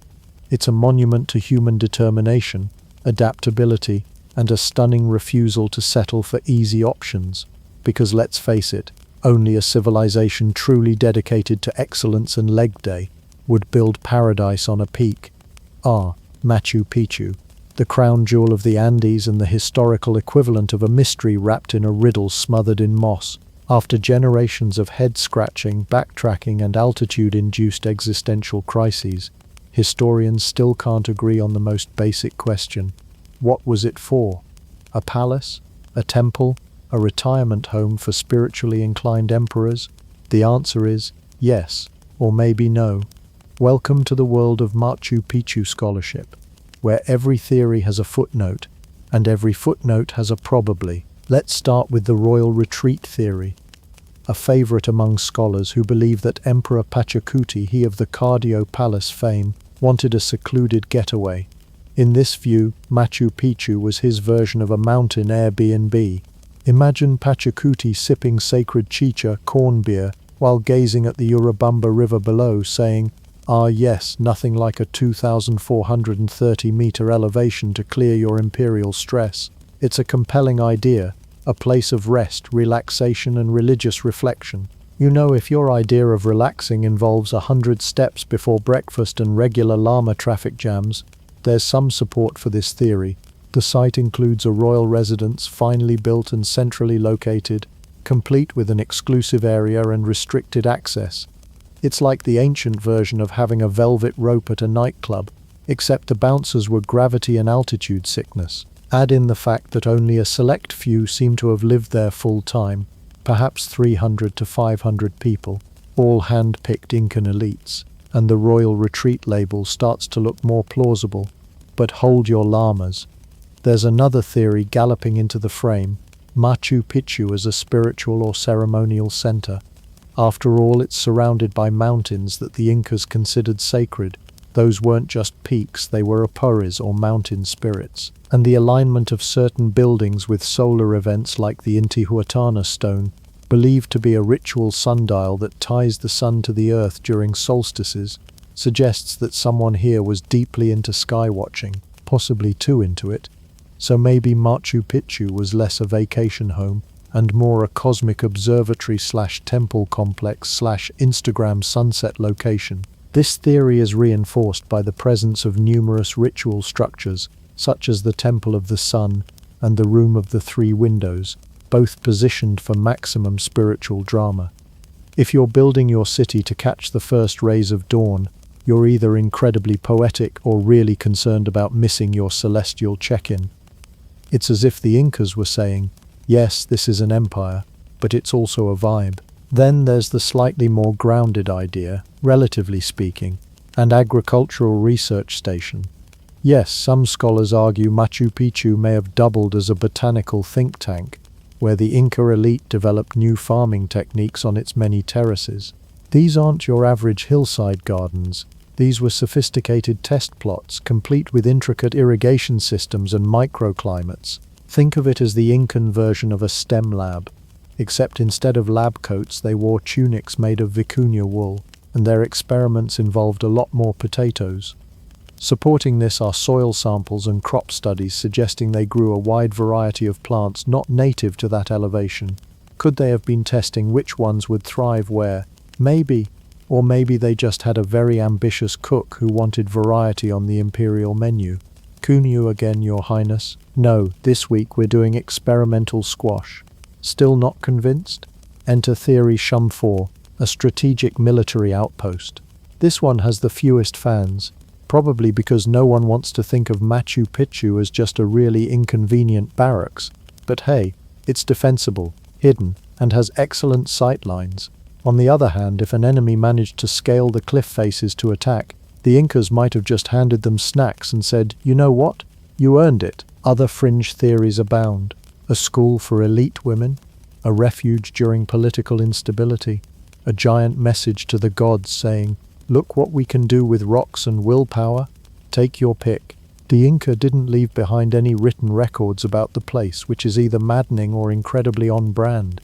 Imagine building one of the most awe-inspiring sites in the world and then not bothering to slap a plaque on it. And so we're left with ambiguity. Beautiful, frustrating ambiguity. Scholars still debate every detail, and each archaeological season adds more layers to the puzzle, along with a new round of scholarly squabbles and a few very dramatic PowerPoint presentations. In the end, Machu Picchu's purpose may have been all of the above, or none at all. A royal retreat with spiritual significance and scientific ambition? Why not? The Incas were multitaskers before it was trendy, and maybe, just maybe, it was never meant to make perfect sense. Maybe it was built to exist in that liminal space between heaven and earth, stone and sky, myth and mystery. Or maybe Pachakuti just wanted a place where the neighbors wouldn't drop by unannounced. Whichever theory you subscribe to, one thing is certain: Machu Picchu wasn't ordinary. It was a masterpiece with altitude and attitude. Picture this. It's the 16th century, and Spanish conquistadors are stomping through South America like they've been promised gold, glory, and unlimited bragging rights. They arrive in Peru, see the Inca Empire, and immediately say, "You know what this place needs? Guns, diseases, and aggressive looting." And just like that, the Inca world begins to unravel fast, brutal, and with all the subtlety of a cannonball in a pottery shop. Francisco Pizarro, the man whose resume included pig farmer and destroyer of civilizations, led the charge. He and his small but heavily armed crew showed up in 1532, and within months had captured the Inca emperor Atahualpa. A few bribes, some betrayal, and one golden ransom room later, the Spanish were in control, or so they thought. Now, while the conquistadors were very efficient at dismantling the Inca political structure, converting temples into churches, and spreading smallpox like party confetti, they somehow managed to completely overlook Machu Picchu, a massive stone citadel literally hanging off a mountainside like a balcony for the gods. Let's be clear, they missed an entire city, not a hut, not a picnic area. A city, and not just any city. One built with precision engineering, ceremonial plazas, sophisticated drainage systems, and a view that could make modern influencers cry from envy. All of this, and they just didn't find it. It's like going on a treasure hunt and skipping the part of the map marked X. Why did this happen? Well, there are several likely reasons, none of which reflect well on Spanish cartography. First, Machu Picchu's location was intentionally secretive. It wasn't along the main roads, it wasn't near major settlements, it was tucked away in the Andes like a teenager hiding snacks under their bed. If you weren't specifically looking for it, or if a helpful local wasn't pointing you with a giant neon llama sign, you'd walk right past. Second, the Incas themselves may have helped keep it hidden. When news spread that the Spanish were not exactly the best house guests, local populations may have quietly abandoned the site, removing paths, disguising trails, and essentially saying, "We were never here." This mountain? Totally normal, just rocks and condors. Third, Pizarro and company were a little preoccupied. They were busy chasing down gold, squashing rebellions, and renaming everything after saints. Their attention was focused on easy-to-access valleys, established cities like Cuzco, and any place where people were still naive enough to hand over precious metals. Scaling mountains to find hypothetical hidden cities? That was not on their to-do list, especially if it required cardio. So the Spanish went about their plundering, and Machu Picchu sat quietly in the clouds, untouched, unlooted, and blissfully ignored. In a plot twist worthy of a Netflix docuseries, this oversight was the best thing that could have happened to the site, because while so many other Inca structures were torn down, rebuilt in European style, or simply eroded by centuries of meddling, Machu Picchu was frozen in time. No churches were plopped on top of temples, no gold was ripped out of its walls, no drunken conquistadors tried to turn it into a makeshift fort. It simply waited, forgotten by the world, remembered only by the mist and the occasional grazing llama. This unintentional time capsule status is one reason why, when Hiram Bingham showed up in 1911, armed with academic ambition and questionable hiking gear, the site was remarkably well preserved. The stonework was still sharp, the terraces were still intact. It was like stumbling upon an ancient Pinterest board, untouched, symmetrical, and aesthetically superior. Historians still scratch their heads at how the Spanish missed it. Was it divine intervention, sheer bad luck, or just the conquistador version of refusing to ask for directions? Whatever the cause, it remains one of history's most glorious accidents. Of course, this doesn't mean Machu Picchu was entirely safe. Nature had its own plans. Earthquakes, overgrowth, landslides, these were the real threats. But compared to what the Spanish did to other Inca sites, a few centuries of jungle hug therapy was mercifully kind.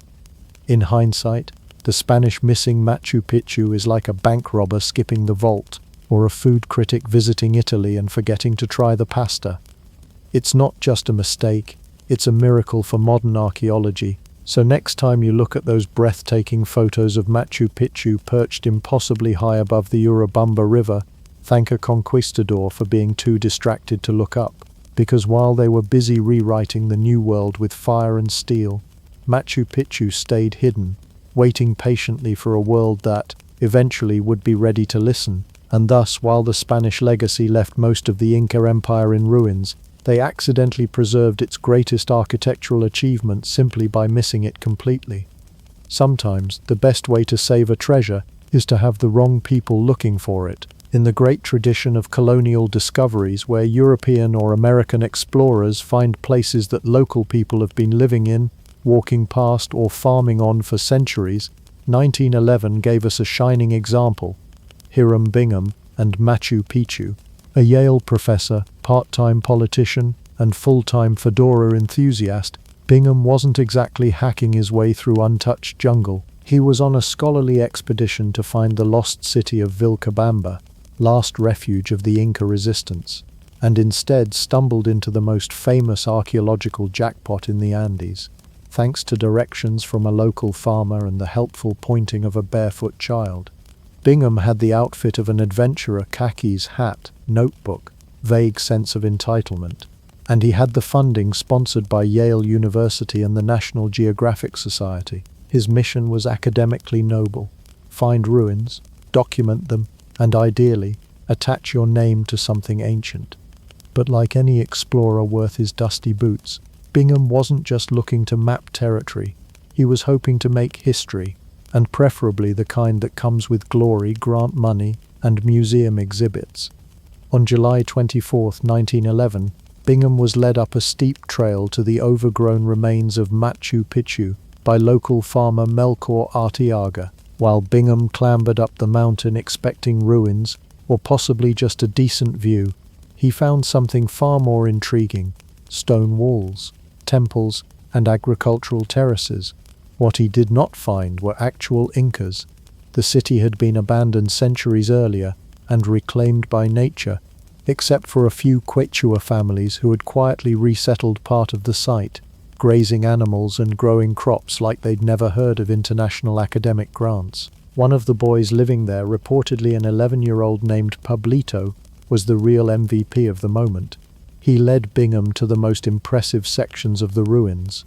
In other words, Machu Picchu's rediscovery didn't involve a whip-cracking archaeologist braving death traps. It involved an American with a notebook following a kid who knew exactly where to go. If you're imagining Indiana Jones, scale it down to curious professor with altitude sickness. To be fair, Bingham didn't claim to be the first human to set eyes on the ruins, but he did promote himself as the first outsider to scientifically document them, which in academic circles is code for dibs. He dubbed the site the Lost City of the Incas, which sounds dramatic and sells books, even though it wasn't lost to the people living in the area or, right there the whole time. The publicity machine kicked in hard. National Geographic dedicated nearly an entire issue to Bingham's find in 1913, complete with dramatic photos and breathless commentary. It became an instant archaeological sensation, even if the academic community squinted a little at his conclusions. His theory that Machu Picchu was Vilcabamba, the last stronghold of the Incas, was later disproven. Vilcabamba was somewhere else entirely. Still, he had the site, the photos and the press, which is a hat trick in exploration. Bingham also did what many foreign discoverers unfortunately did. He started packing things up. During several expeditions he carted away thousands of artifacts, ceramics, bones, tools, which were sent back to Yale. Some might call this academic preservation. Peru eventually called it a problem. For nearly a century, disputes simmered over ownership, and it wasn't until the 2010s that Yale agreed to return most of the materials to Peru, where they now rest more appropriately and slightly less imperialistically. Despite the controversies, Bingham's legacy is complicated rather than villainous. He wasn't a looter in the mold of some 19th century tomb raiders. He documented, photographed, and helped bring Machu Picchu to global attention. If anything, he was a product of his time, a time when discovery often ignored indigenous knowledge and assumed that if a white man hadn't written it down, it didn't count. So while Bingham may not have discovered Machu Picchu in the purest sense, he certainly reintroduced it to the world with the fanfare of a Broadway curtain reveal. And for that, tourism in Peru would like to send a very enthusiastic thank you note, along with a suggestion to tip your local guide better than he did. Today, Bingham's route to the site is well worn by thousands of hikers and camera-toting tourists.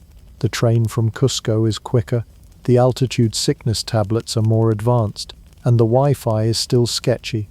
But standing on that ancient terrace and looking out over the Andes, you can almost picture a tired professor, dusty and wide-eyed, being led by a local boy toward the forgotten city that had been there the whole time, waiting patiently to be rediscovered again.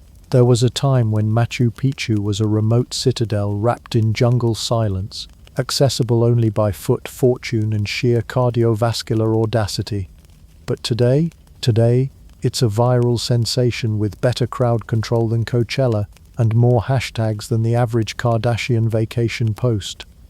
This once hidden Incan city has transformed into a bucket list essential, a backdrop for engagement photos, and depending on who you ask, a slow-motion archaeological emergency waiting to happen. Let's start with the fame. After Hiram Bingham and a healthy PR boost from National Geographic introduced Machu Picchu to the world stage in the early 20th century, the site went from obscure jungle ruins to poster child for adventure tourism.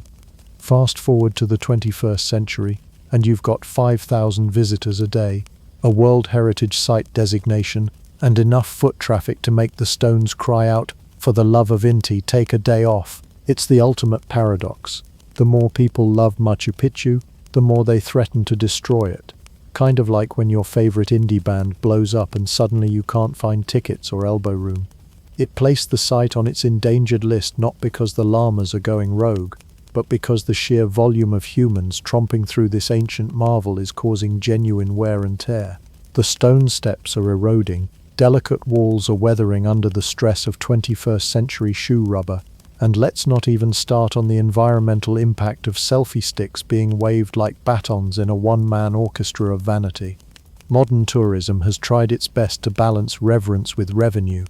There are now daily visitor caps, mandatory guides, timed tickets, and designated walking circuits.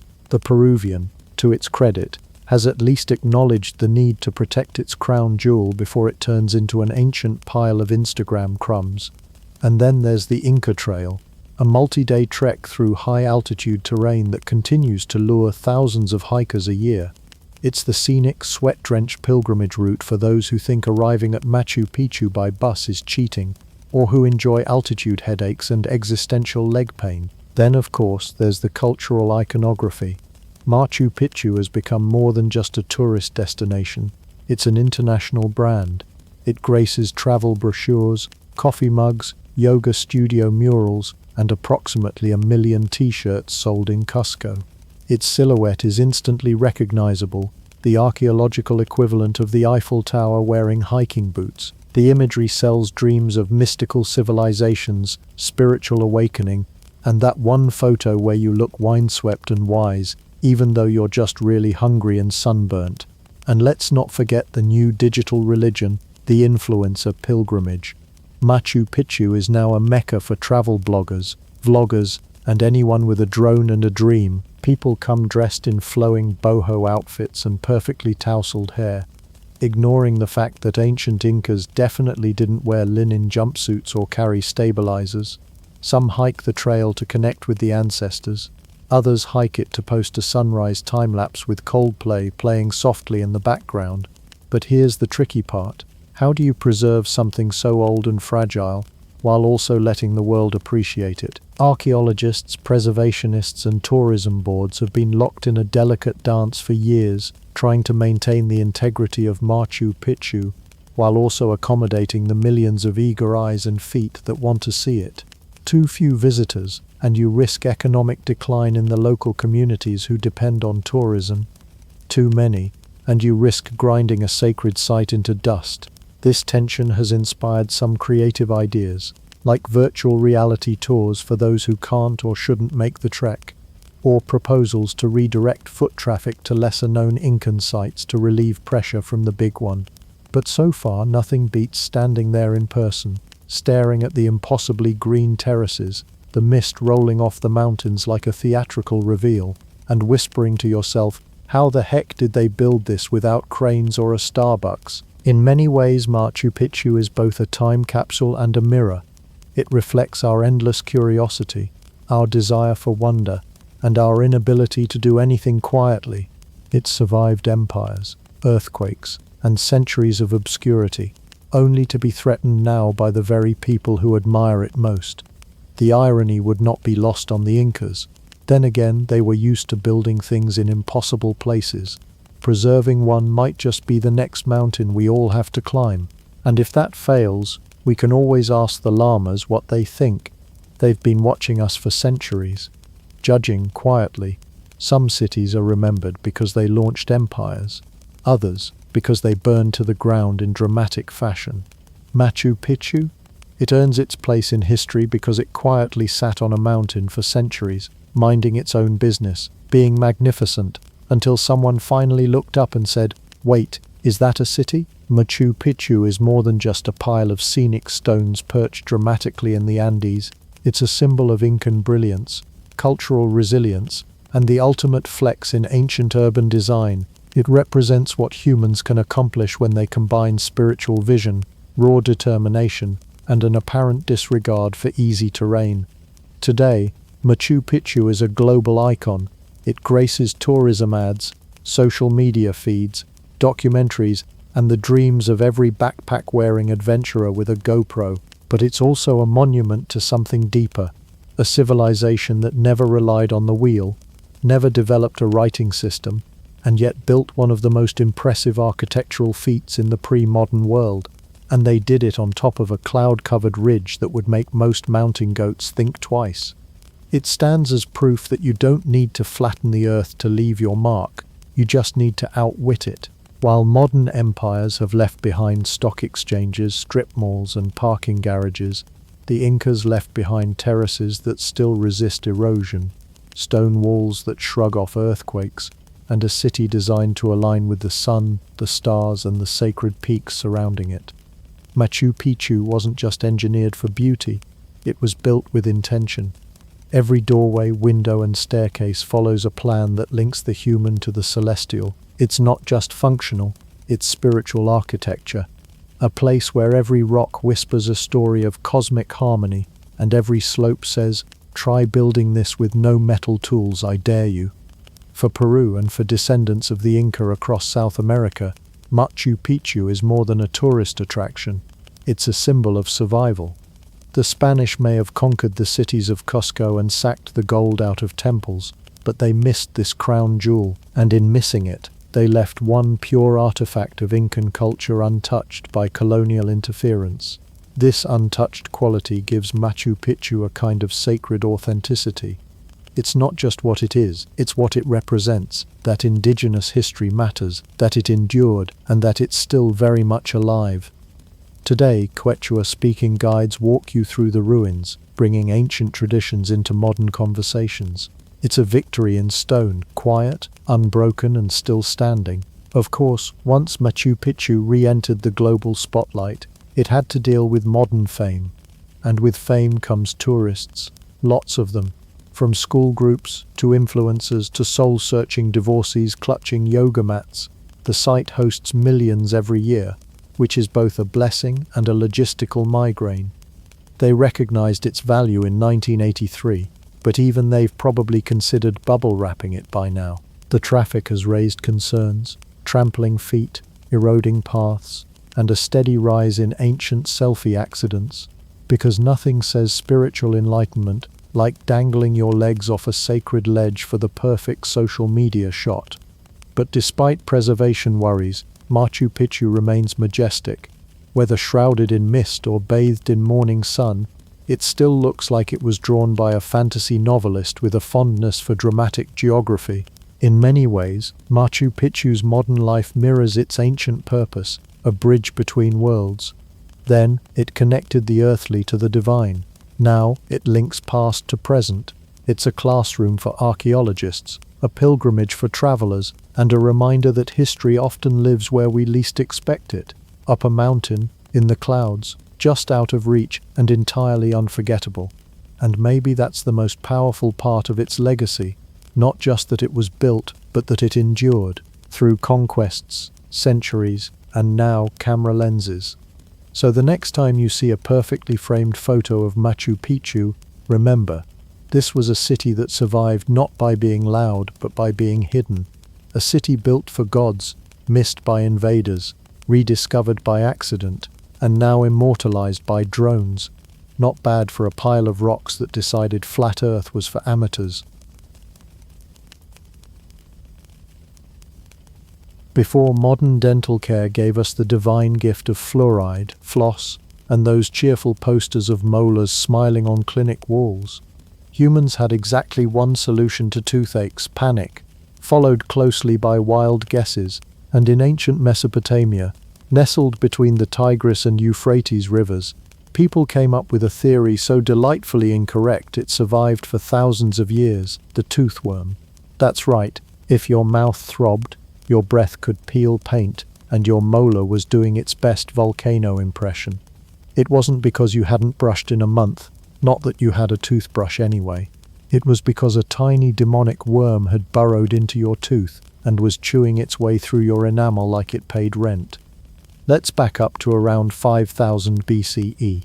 This is the time when the Sumerians were inventing writing cuneiform, building ziggurats, and trying to make sense of the human body in a world where every illness was either divine punishment or something possessed by spirits. In this environment, blaming a microscopic worm for dental agony made total sense. In fact, one of the earliest known medical texts, written in Akkadian, the language of ancient Mesopotamia, features a poetic and slightly terrifying explanation for tooth pain. Here's a summary of how they thought it went down. The worm came upon the teeth. He wept before Shamash, the sun god, saying, "What will you give me to eat? What will you give me to suck?" Shamash replied, "I will give you the fig and the apricot." But the worm protested, "No, let me dwell between the teeth and the gums. Let me drink the blood of the tooth and eat its roots." It's basically the first dental horror story, but instead of a ghost, it stars a blood-sucking parasite with gourmet taste in tooth roots. In this telling, your mouth wasn't just in pain, it was under siege. This myth wasn't just symbolic, it was treated as medical fact. Priests and early physicians, which were often the same job, would offer incantations to ward off the worm, praying to gods like Ea and Asaluhi. Spells were recited, charms were worn, and foul-smelling herbal mixtures were shoved into the mouth in hopes of suffocating the little intruder. Dentistry was basically exorcism with bonus gingivitis. And since nobody had a microscope or even a toothbrush, they never had evidence to disprove the theory. It's not like they could drill a cavity and point at bacteria. If anything, seeing pus or blackened tooth pulp might have confirmed the worm theory. See that? Clearly worm slime. The idea became so widespread that it appears in texts from later Babylonian and Assyrian cultures as well. Their clay tablets, preserved in cuneiform for millennia, continued the tradition: worms are the enemy, toothaches are the battlefield, and the only hope is divine intervention or a strong enough smoke blend to choke the squatter out. What's genuinely fascinating here is that this wasn't some one-off superstition. The toothworm theory had legs, or rather squirming, painful tendrils that would wriggle through medical belief systems for over 5,000 years. Mesopotamians gave birth to the idea, but they also gave it wings or tiny fangs. It would spread like an infection across empires and ages. But more on that later. Let's be fair though, when you live in a world without antiseptics, anesthesia, or the comforting lies of a dentist saying, you might feel a little pressure, inventing a toothworm is kind of genius. It externalizes the pain.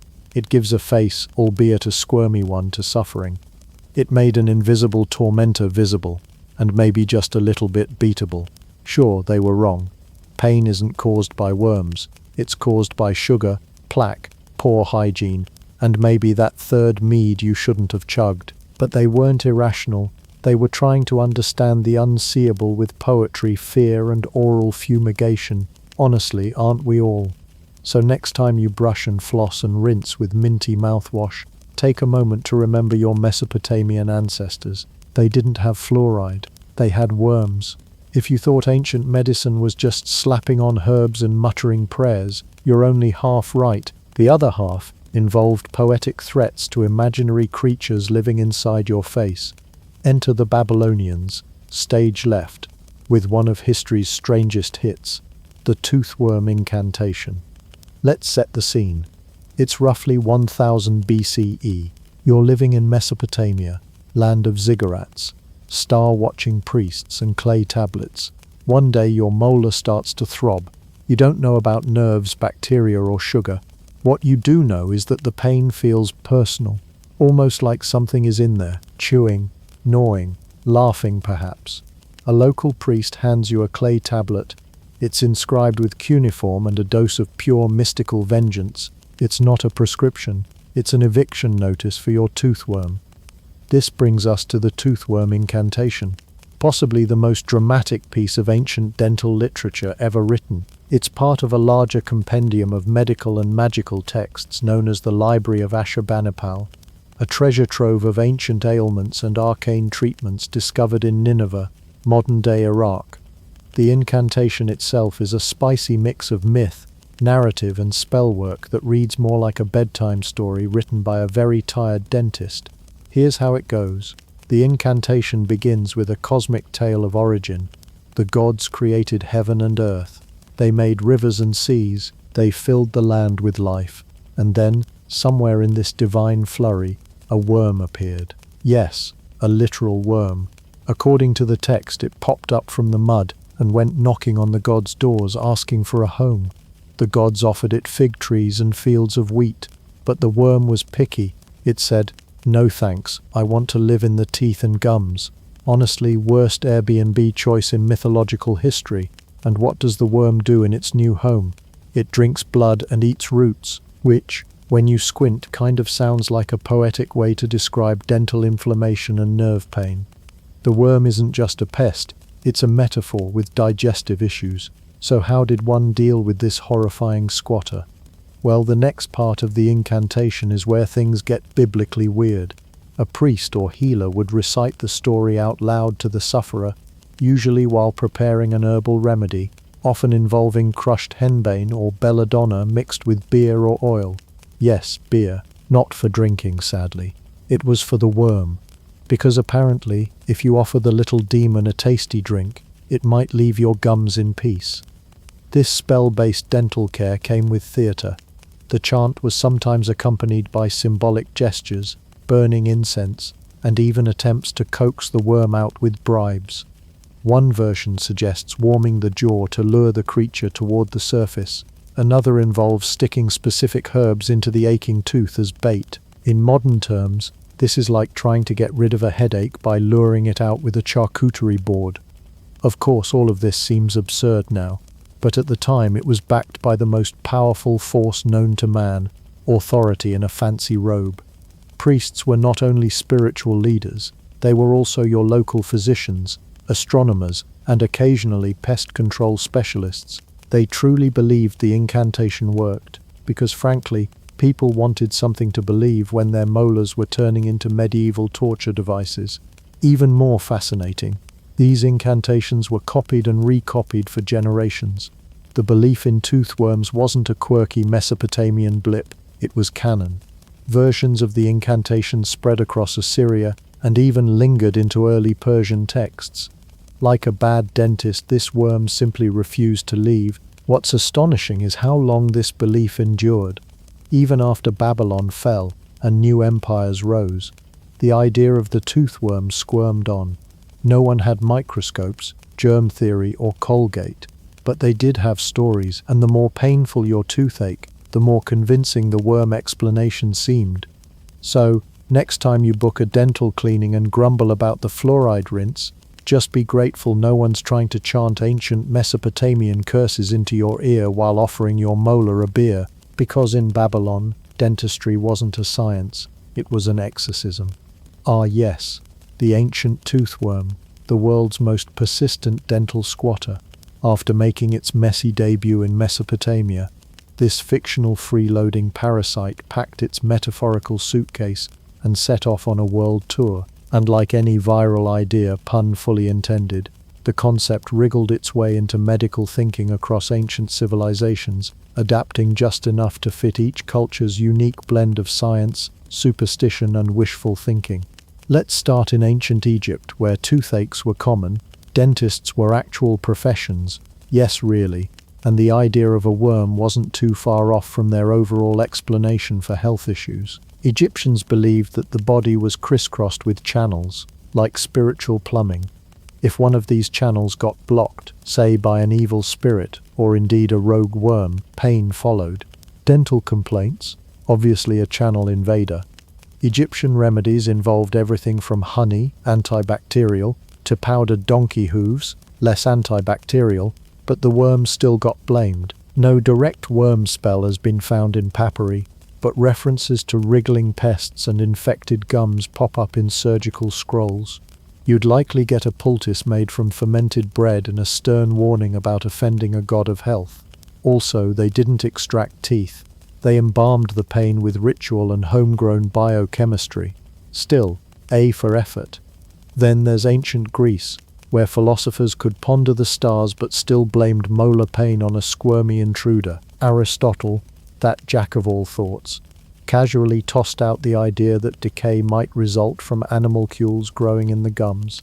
That sounds oddly close to bacteria, until you realize that by animalcules, he probably meant literal miniature creatures with nothing better to do than hang out in your mouth and throw tantrums.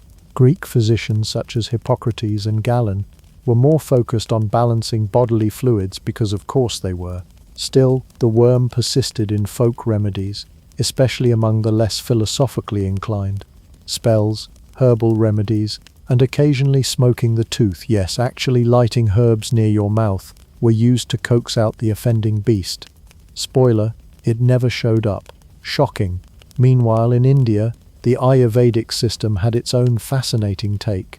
Ancient Indian medical texts like the Sushruta Samhita described dental diseases in intricate detail. They didn't name a worm per se, but the causes included small invisible creatures in the mouth that caused decay. Translation: they were this close to describing bacteria, but still leaned mythological. Treatments involved oil pulling, swishing sesame oil in the mouth, herbs, and sometimes ritual purification. Tooth care was taken seriously, and twigs from neem trees were used like natural toothbrushes. Honestly, probably more effective than yelling at your molars. And then there was ancient China, where traditional Chinese medicine, TCM, had its own version of dental law. Here the idea of tooth insects, yachong, or literally tooth bugs, crept into the records. Dental problems were often blamed on internal imbalances, too much heat in the stomach for instance, but still, some folk remedies took a more literal approach and tried to expel imaginary intruders through acupuncture, herbal poultices, or even chewing certain woods to dislodge them. If that didn't work, there was always a nice incense-based fumigation. Nothing says healing like lighting a small bonfire next to your face.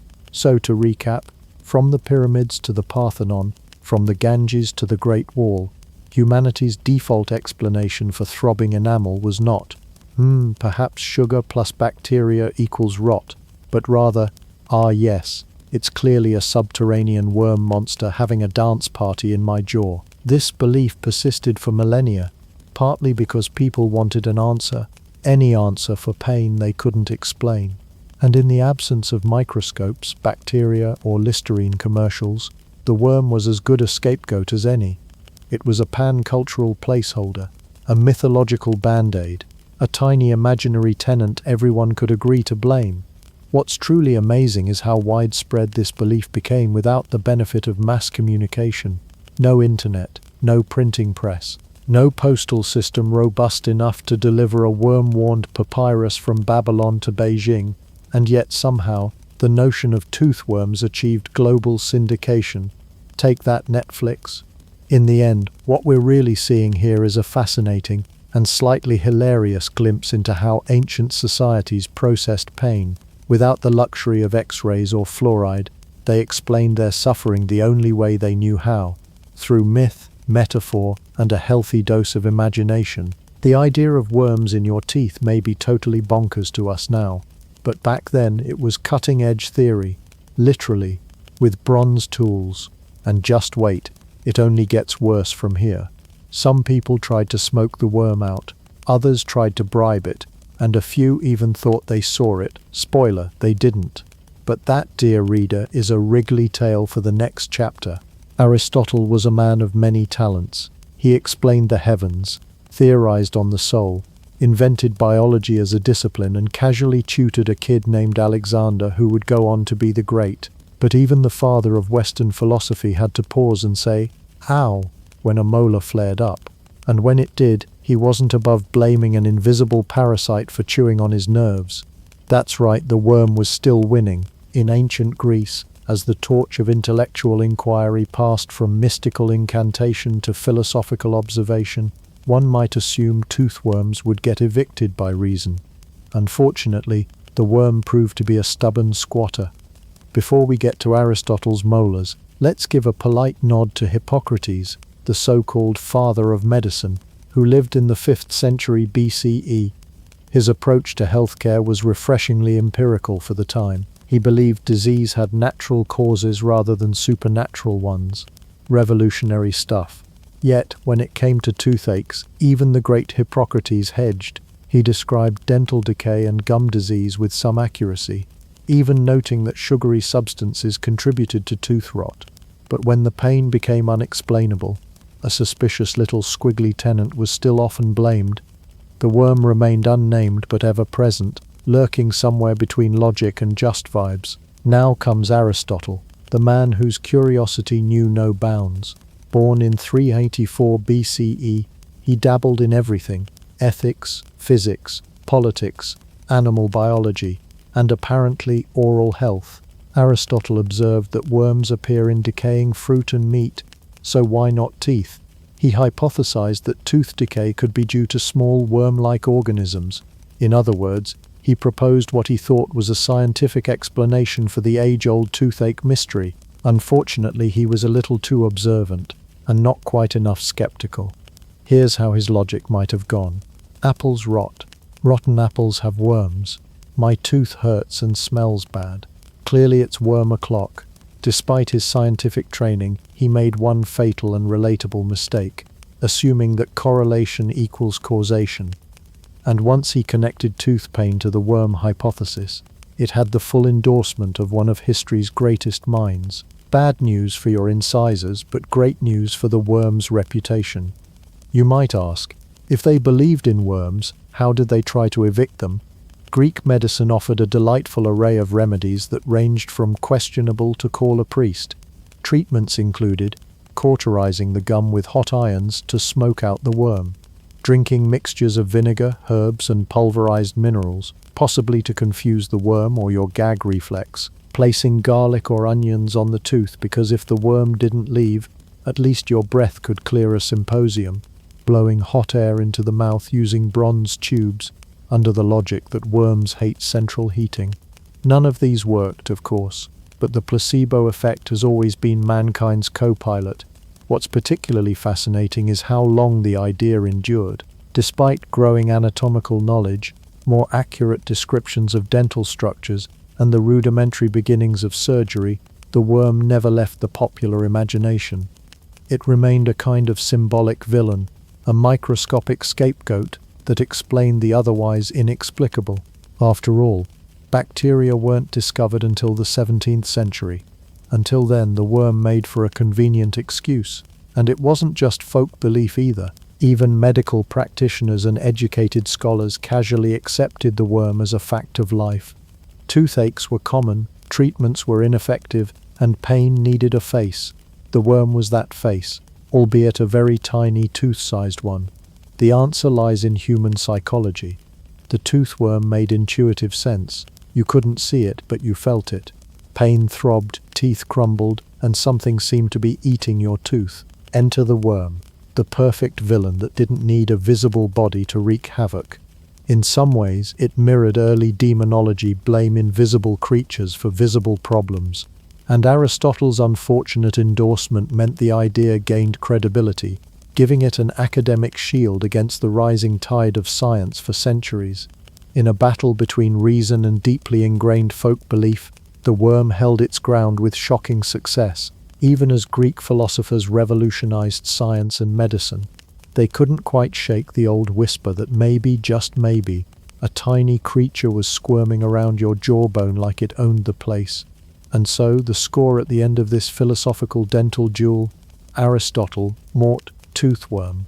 The Middle Ages, a time of shining armor, towering castles, plague, and of course the ever-popular belief that tiny worms lived inside your teeth and gnawed their way to glory every time you bit into a roasted duck leg. If you were unlucky enough to have a toothache in, say, 14th century France, the diagnosis was simple: les worms. The cure? That was complicated and slightly terrifying. By this point in history, the idea of toothworms had matured like a fine medieval cheese. Strong, stinky, and hard to ignore. The concept had slithered across continents and centuries, deeply embedded in the medical doctrine of the day. And since dentistry at the time was more about brute force than biology, it wasn't just quack science, it was mainstream. Doctors, if we can generously call them that, were convinced they could see the worms. Yes, really. There are multiple records of practitioners claiming to witness small, black, wiggling creatures emerging from decayed teeth during extractions or other oral procedures. Of course, the truth was likely less dramatic: decayed pulp tissue, necrotic nerve remnants, or a well-timed hallucination brought on by the patient's blood-curdling screams. But to the medieval mind, this was as good as a microscope, and the people believed it. Why wouldn't they? This was a time when medical science still relied heavily on astrology, humors, and the occasional goat sacrifice. Toothaches were seen as spiritual, cosmic, and very personal punishments. What better explanation than a tiny monster squatting in your molars like a gremlin in a wine cellar? Treatment options, predictably, were not what you'd call gentle. Some dentists tried to smoke the worm out, literally. A popular method involved blowing hot fumes from henbane or other herbs into the aching tooth through a funnel. The idea was that the smoke would irritate the worm and cause it to flee the tooth in a desperate coughing fit. And if the patient passed out from pain or fumes before it happened, even better, less squirming. Other techniques were even less subtle. Heated needles were occasionally plunged into the cavity in hopes of skewering the tiny menace directly. In what was essentially a one-tooth barbecue, this method came with the bonus feature of sometimes burning out the nerve, which, to be fair, did stop the pain along with any other sensations in that part of the jaw for the next few decades. And then there were the potions. Herbal pastes, vinegars and concoctions involving mouse brains, sheep bile, or bat wings were applied to the gums in attempts to suffocate the worm. Some recipes read less like medicine and more like something a witch might throw into a cauldron while cackling. But hey, it was either that or let the worm win. Even barber surgeons, the multitasking medieval professionals who might shave your beard, lance your boils and yank your teeth all before lunch, embraced the worm theory with gusto. Their version of dental care was part exorcism, part home renovation project. They would chisel, yank and pull until the worm was evicted, or the patient fled the scene, whichever came first. But here's the kicker. There was one method that looked like it worked. Some early practitioners would drill a small hole in the tooth, pack it with a mixture of oil and herbs, and then insert a tiny wax thread into the cavity. After letting it sit for a while, They'd pull it out dramatically in front of the patient, showing a long, blackened, softened thread and proclaiming, "Behold, the worm." It was dentistry as stage magic, complete with sleight of hand and dramatic flair. The patient, now convinced the source of their pain had been vanquished, often felt immediate relief, a placebo effect so strong it probably deserved its own knighthood. Of course, no one questioned why these worms never squirmed once outside the tooth, or why no two worms ever looked alike, or why they suspiciously resembled anything from burnt twine to bits of licorice root. When your mouth feels like it's being stabbed by tiny pitchforks, critical thinking is optional.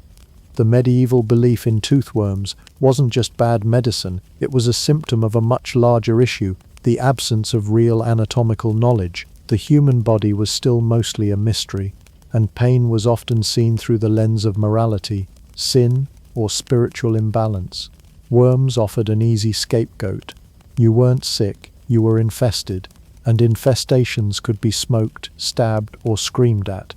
As time rolled on and the Renaissance began nudging people toward things like evidence, the worm theory would slowly lose its grip.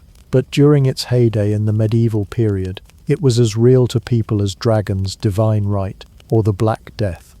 And like all good myths, it came with the added benefit of justifying whatever horrible thing your barber surgeon wanted to do next. Now that we've smoked, skewered, and spell-chanted our way through medieval dental mayhem, the next logical question is, when did the worm theory finally die? Or better yet, who killed it? In the eternal war against the fictional yet persistent toothworm, humanity reached a moment in history when it decided to fight fantasy with fire, literally. If yelling incantations didn't work, and offering drinks to the parasite living in your molars failed to produce results, then perhaps it was time to crank up the heat and smoke the imaginary squatter out like a raccoon in an attic. Ancient and medieval practitioners across various cultures weren't shy about embracing extreme solutions. The logic went something like this. If the toothache is caused by a worm, and worms hate heat and strong smells, then the obvious solution is to set up a spa day in your mouth. Only the spa involves burning resin, foul fumes, and occasionally searing metal. The worm, presumably curled up in the root canal, would sniff the infernal smoke and scuttle out like a cartoon character escaping a house fire. Spoiler alert, no actual worm ever emerged. But that didn't stop people from trying again and again. Let's start with a popular method, fumigation. This wasn't your average incense-burning, softly lit, calming aromatherapy session. This was dental fumigation by way of medieval torture. A practitioner might stuff your mouth with herbs like henbane or belladonna, plants known for their pungent smell and mild hallucinogenic properties. Once the herbs were lit, you were instructed to sit very still while your mouth essentially turned into a chimney. The smoke would coax the worm out of hiding, or knock you out cold. It was a coin toss. There's an actual record from 10th century Islamic medical texts that describes placing hot herbs on metal rods and holding them near the afflicted tooth to release toxic vapors into the cavity. These weren't low-heat methods either. We're talking red-hot pokers and scalding irons, because nothing screams dental hygiene like second-degree burns on your tongue. If you were lucky, the pain from the burn would temporarily distract you from the toothache. If you weren't lucky, you just gained an extra injury to complain about. Some cultures used garlic, onion, or even dried frog parts as part of these eviction rituals. The idea was that their pungency would either drive the worm away, or at the very least, make your breath so unpleasant that even a mythical parasite couldn't stand it. Garlic was mashed and boiled, sometimes combined with vinegar, and then placed directly onto the cavity like a condiment on a very unhappy sandwich. Add some crushed leeks, and voila, your mouth had become a stinking battlefield.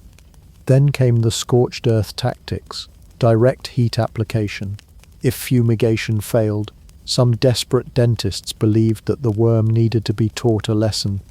Enter the hot needle, heated over a flame until glowing. It would be jabbed into the cavity to either kill the worm or convince it to leave through sheer terror. The idea was drawn from agricultural pest control, where heat might actually work on real worms, Of course, inside a human mouth, this often resulted in cracked teeth, seared nerves, and spontaneous swearing in multiple languages. One medieval German remedy even involved placing a small amount of burning wax or resin into the cavity, while simultaneously chanting. This combined all the greatest hits: smoke, heat, pain, and mysticism. If that didn't send the worm packing, it's because the worm didn't exist in the first place. But again, the placebo effect is a powerful thing. Some patients reported immediate relief, probably because they were now focused on the third-degree burns, blistering on their gums instead of the dull throb of their molars.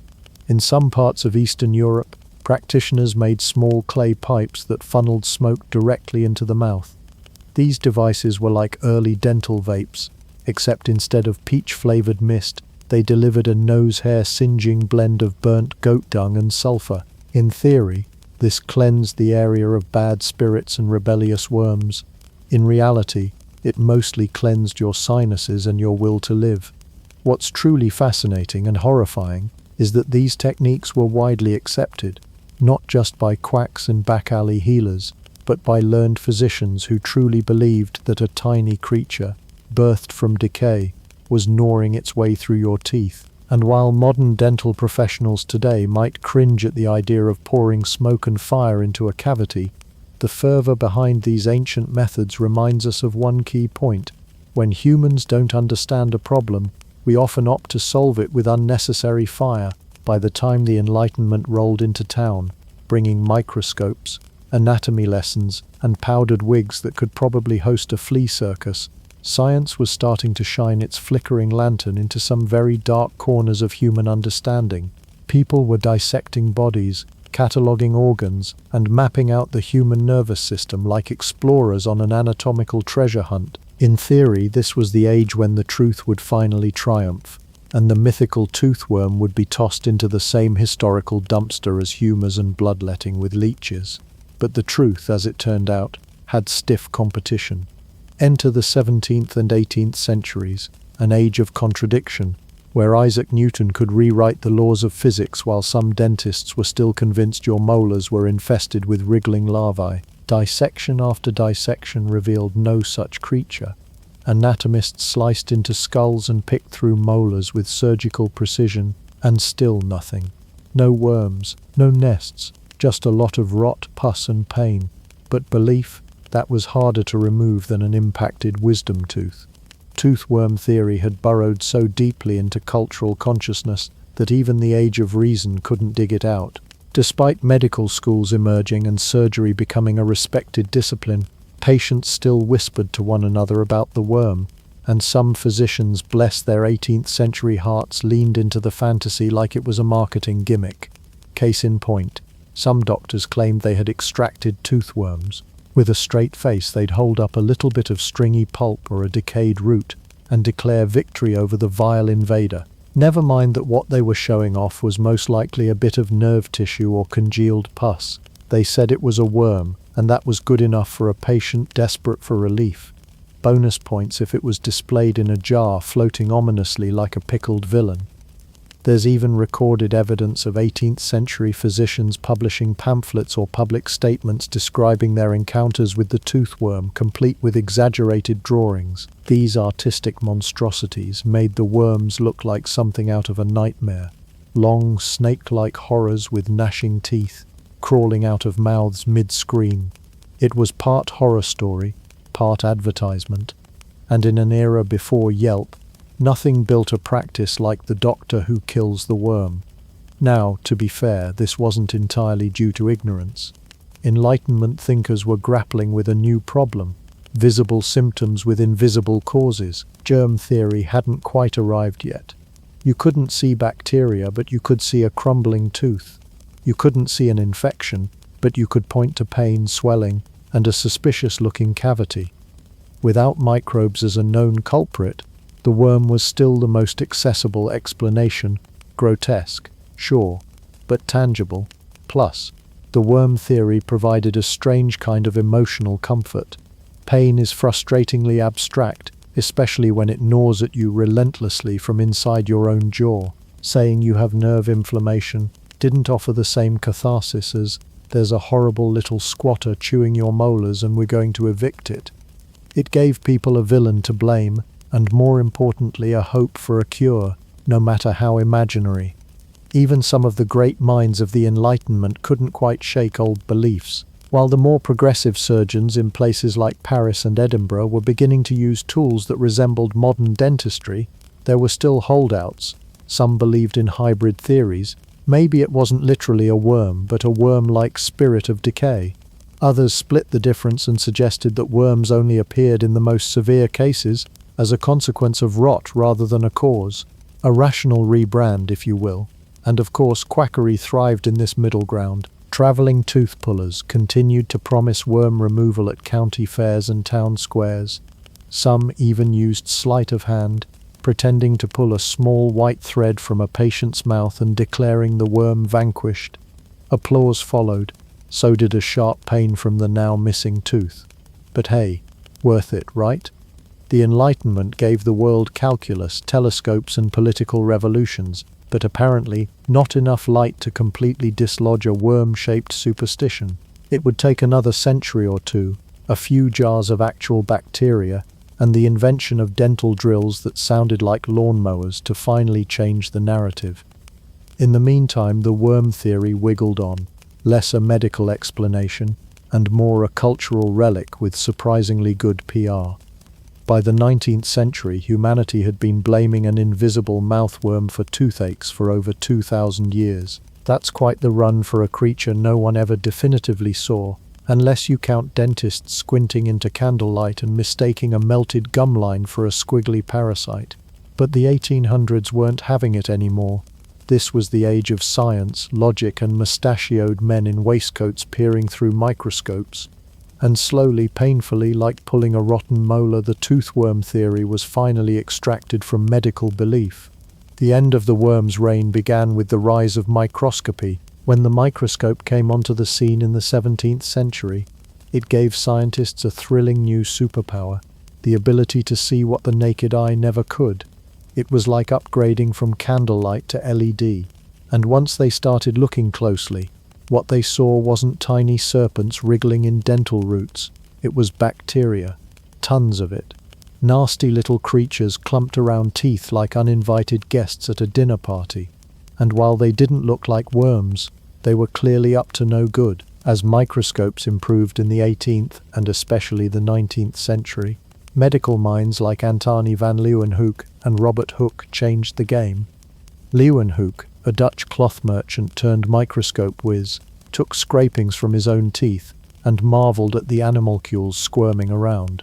It wasn't exactly good hygiene, but it was groundbreaking. Later, the development of germ theory in the 1800s, thanks to the likes of Louis Pasteur and Robert Koch, delivered the final 1-2 punch to the worm fantasy. Germs, not squishy demons, were now officially the villains of dentistry.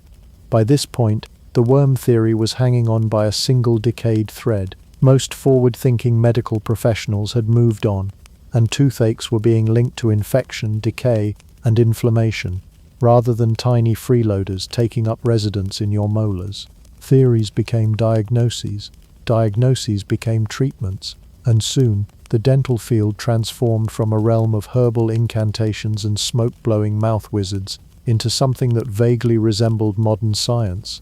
And yet the transition wasn't instant. Beliefs, especially ones baked into generations of cultural folklore, are stubborn.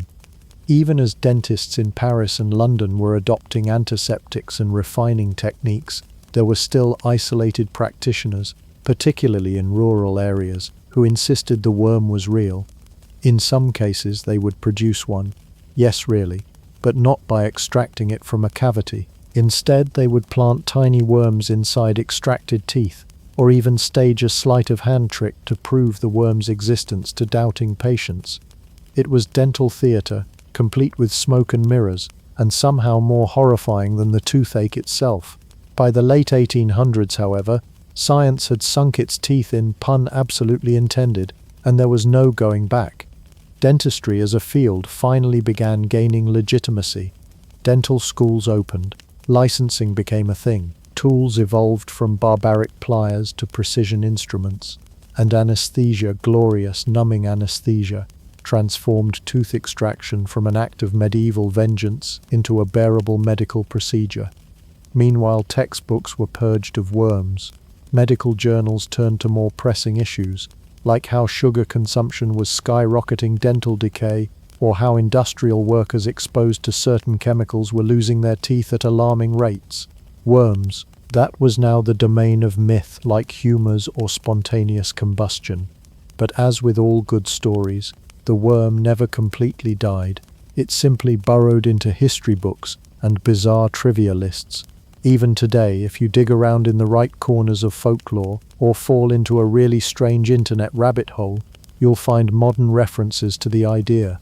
There are still folk remedies and ancient texts lovingly preserved in museums, detailing the best ways to evict the worm. Spoiler, most of them involve burning something. Ultimately, the demise of the toothworm was a sign of a broader transition, one that saw humanity move from mystical thinking to empirical science. The same century that killed the worm also birthed modern antiseptics, germ theory, X-rays, and yes, even toothbrushes with bristles that didn't fall out mid-scrub.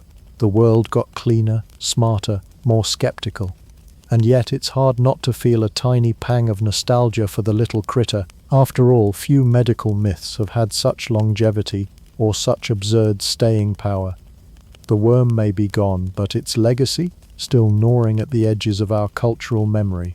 Just when you thought the toothworm was finally gone, swept away by the tidy broom of science, sterilized by antiseptic rinses, and definitively evicted by centuries of dental enlightenment, it rears its ugly imaginary head once more. Not in textbooks, of course, but in whispers, old folk remedies, and corners of the world where oral health still comes second to oral tradition. Like the horror movie villain who just won't stay down, the worm has survived the centuries, more ghost than parasite, haunting the shadows of human superstition. Despite everything microscopes have told us, despite entire dental schools built on solid science, and despite that little fluoride slick smile your hygienist gives you after a cleaning, the myth of the toothworm remains strangely durable. It's not trending on social media yet, but in rural regions across Southeast Asia, parts of sub-Saharan Africa, and even remote Eastern Europe, there are still occasional stories of worms causing toothaches. In some cases, those treating the pain may refer to the culprit not in medical terms, but as a creature, something writhing, hiding deep inside the tooth, gnawing its way into human agony. That's not entirely shocking. Superstitions are like heirlooms, passed down, polished up, and sometimes wielded with pride. In communities where dentists are rare, clinics are expensive, and toothpaste is a luxury rather than a daily routine, old beliefs provide comfort and explanation, and in some ways they're a reflection of a deeper truth. People know when something is wrong. Pain radiates, gums swell, teeth throb, and when there's no X-ray to confirm the culprit, stories fill in the blanks. The idea of a toothworm alive, malevolent, lurking, gives the pain a personality, a villain to blame. It's the oral equivalent of yelling at your printer when it jams. But it's not just about rural folklore. The toothworm, bizarrely, has crept into pop culture too. Ever heard of The Dentist? Or seen that one horrifying dental scene in Marathon Man that left viewers flossing in fear for weeks? The idea of something sinister lurking in your mouth, whether a creature or a rogue dentist, has teeth, narratively speaking. Even children's cartoons occasionally play with the idea of bugs or worms in teeth, usually as cautionary tales to brush twice a day. The toothworm has become a symbol of unchecked decay, of something festering just beneath the surface. Freud would have had a field day. And then there's the DIY folk medicine still floating around the internet, where natural toothache remedies sometimes read like ancient scrolls reanimated for the digital age. Clove smoke, burnt garlic, and hot oil are still touted in some corners of sections and obscure health forums as ways to draw out the pain. Some of them, amusingly, echo those medieval techniques where you were basically encouraged to smoke out your dental demons. We've traded incantations for hashtags, but the concept is remarkably similar. Apply enough smoke or spice, and maybe the invisible pain will slither away. Of course, not all of this is dangerous or laughable. Many of these folk remedies, like clove oil, do have mild analgesic properties. They just don't do anything to worms, mostly because, as it turns out, worms were never there to begin with. But the persistence of the idea speaks to a fascinating quirk of human behavior. Myths, especially the dramatic ones, stick. You might forget how many molars you have, but you'll remember your grandmother's story about how she saw the worm come out when she was a child. What makes the toothworm myth particularly enduring is that it lives at the intersection of fear and mystery. Dental pain is uniquely intimate, sharp, invasive, and often sudden. For much of history, it was also incurable. And when pain meets mystery, myth blooms. We invent monsters to explain the darkness. In this case, a squirmy, invisible one. So even though we now know that bacteria, not worms, are to blame for cavities and toothaches, don't be surprised if somewhere someone still lights a clove and hopes the smoke will drive away their molar misery. The worm might be dead, scientifically speaking, but mythologically, it's just resting,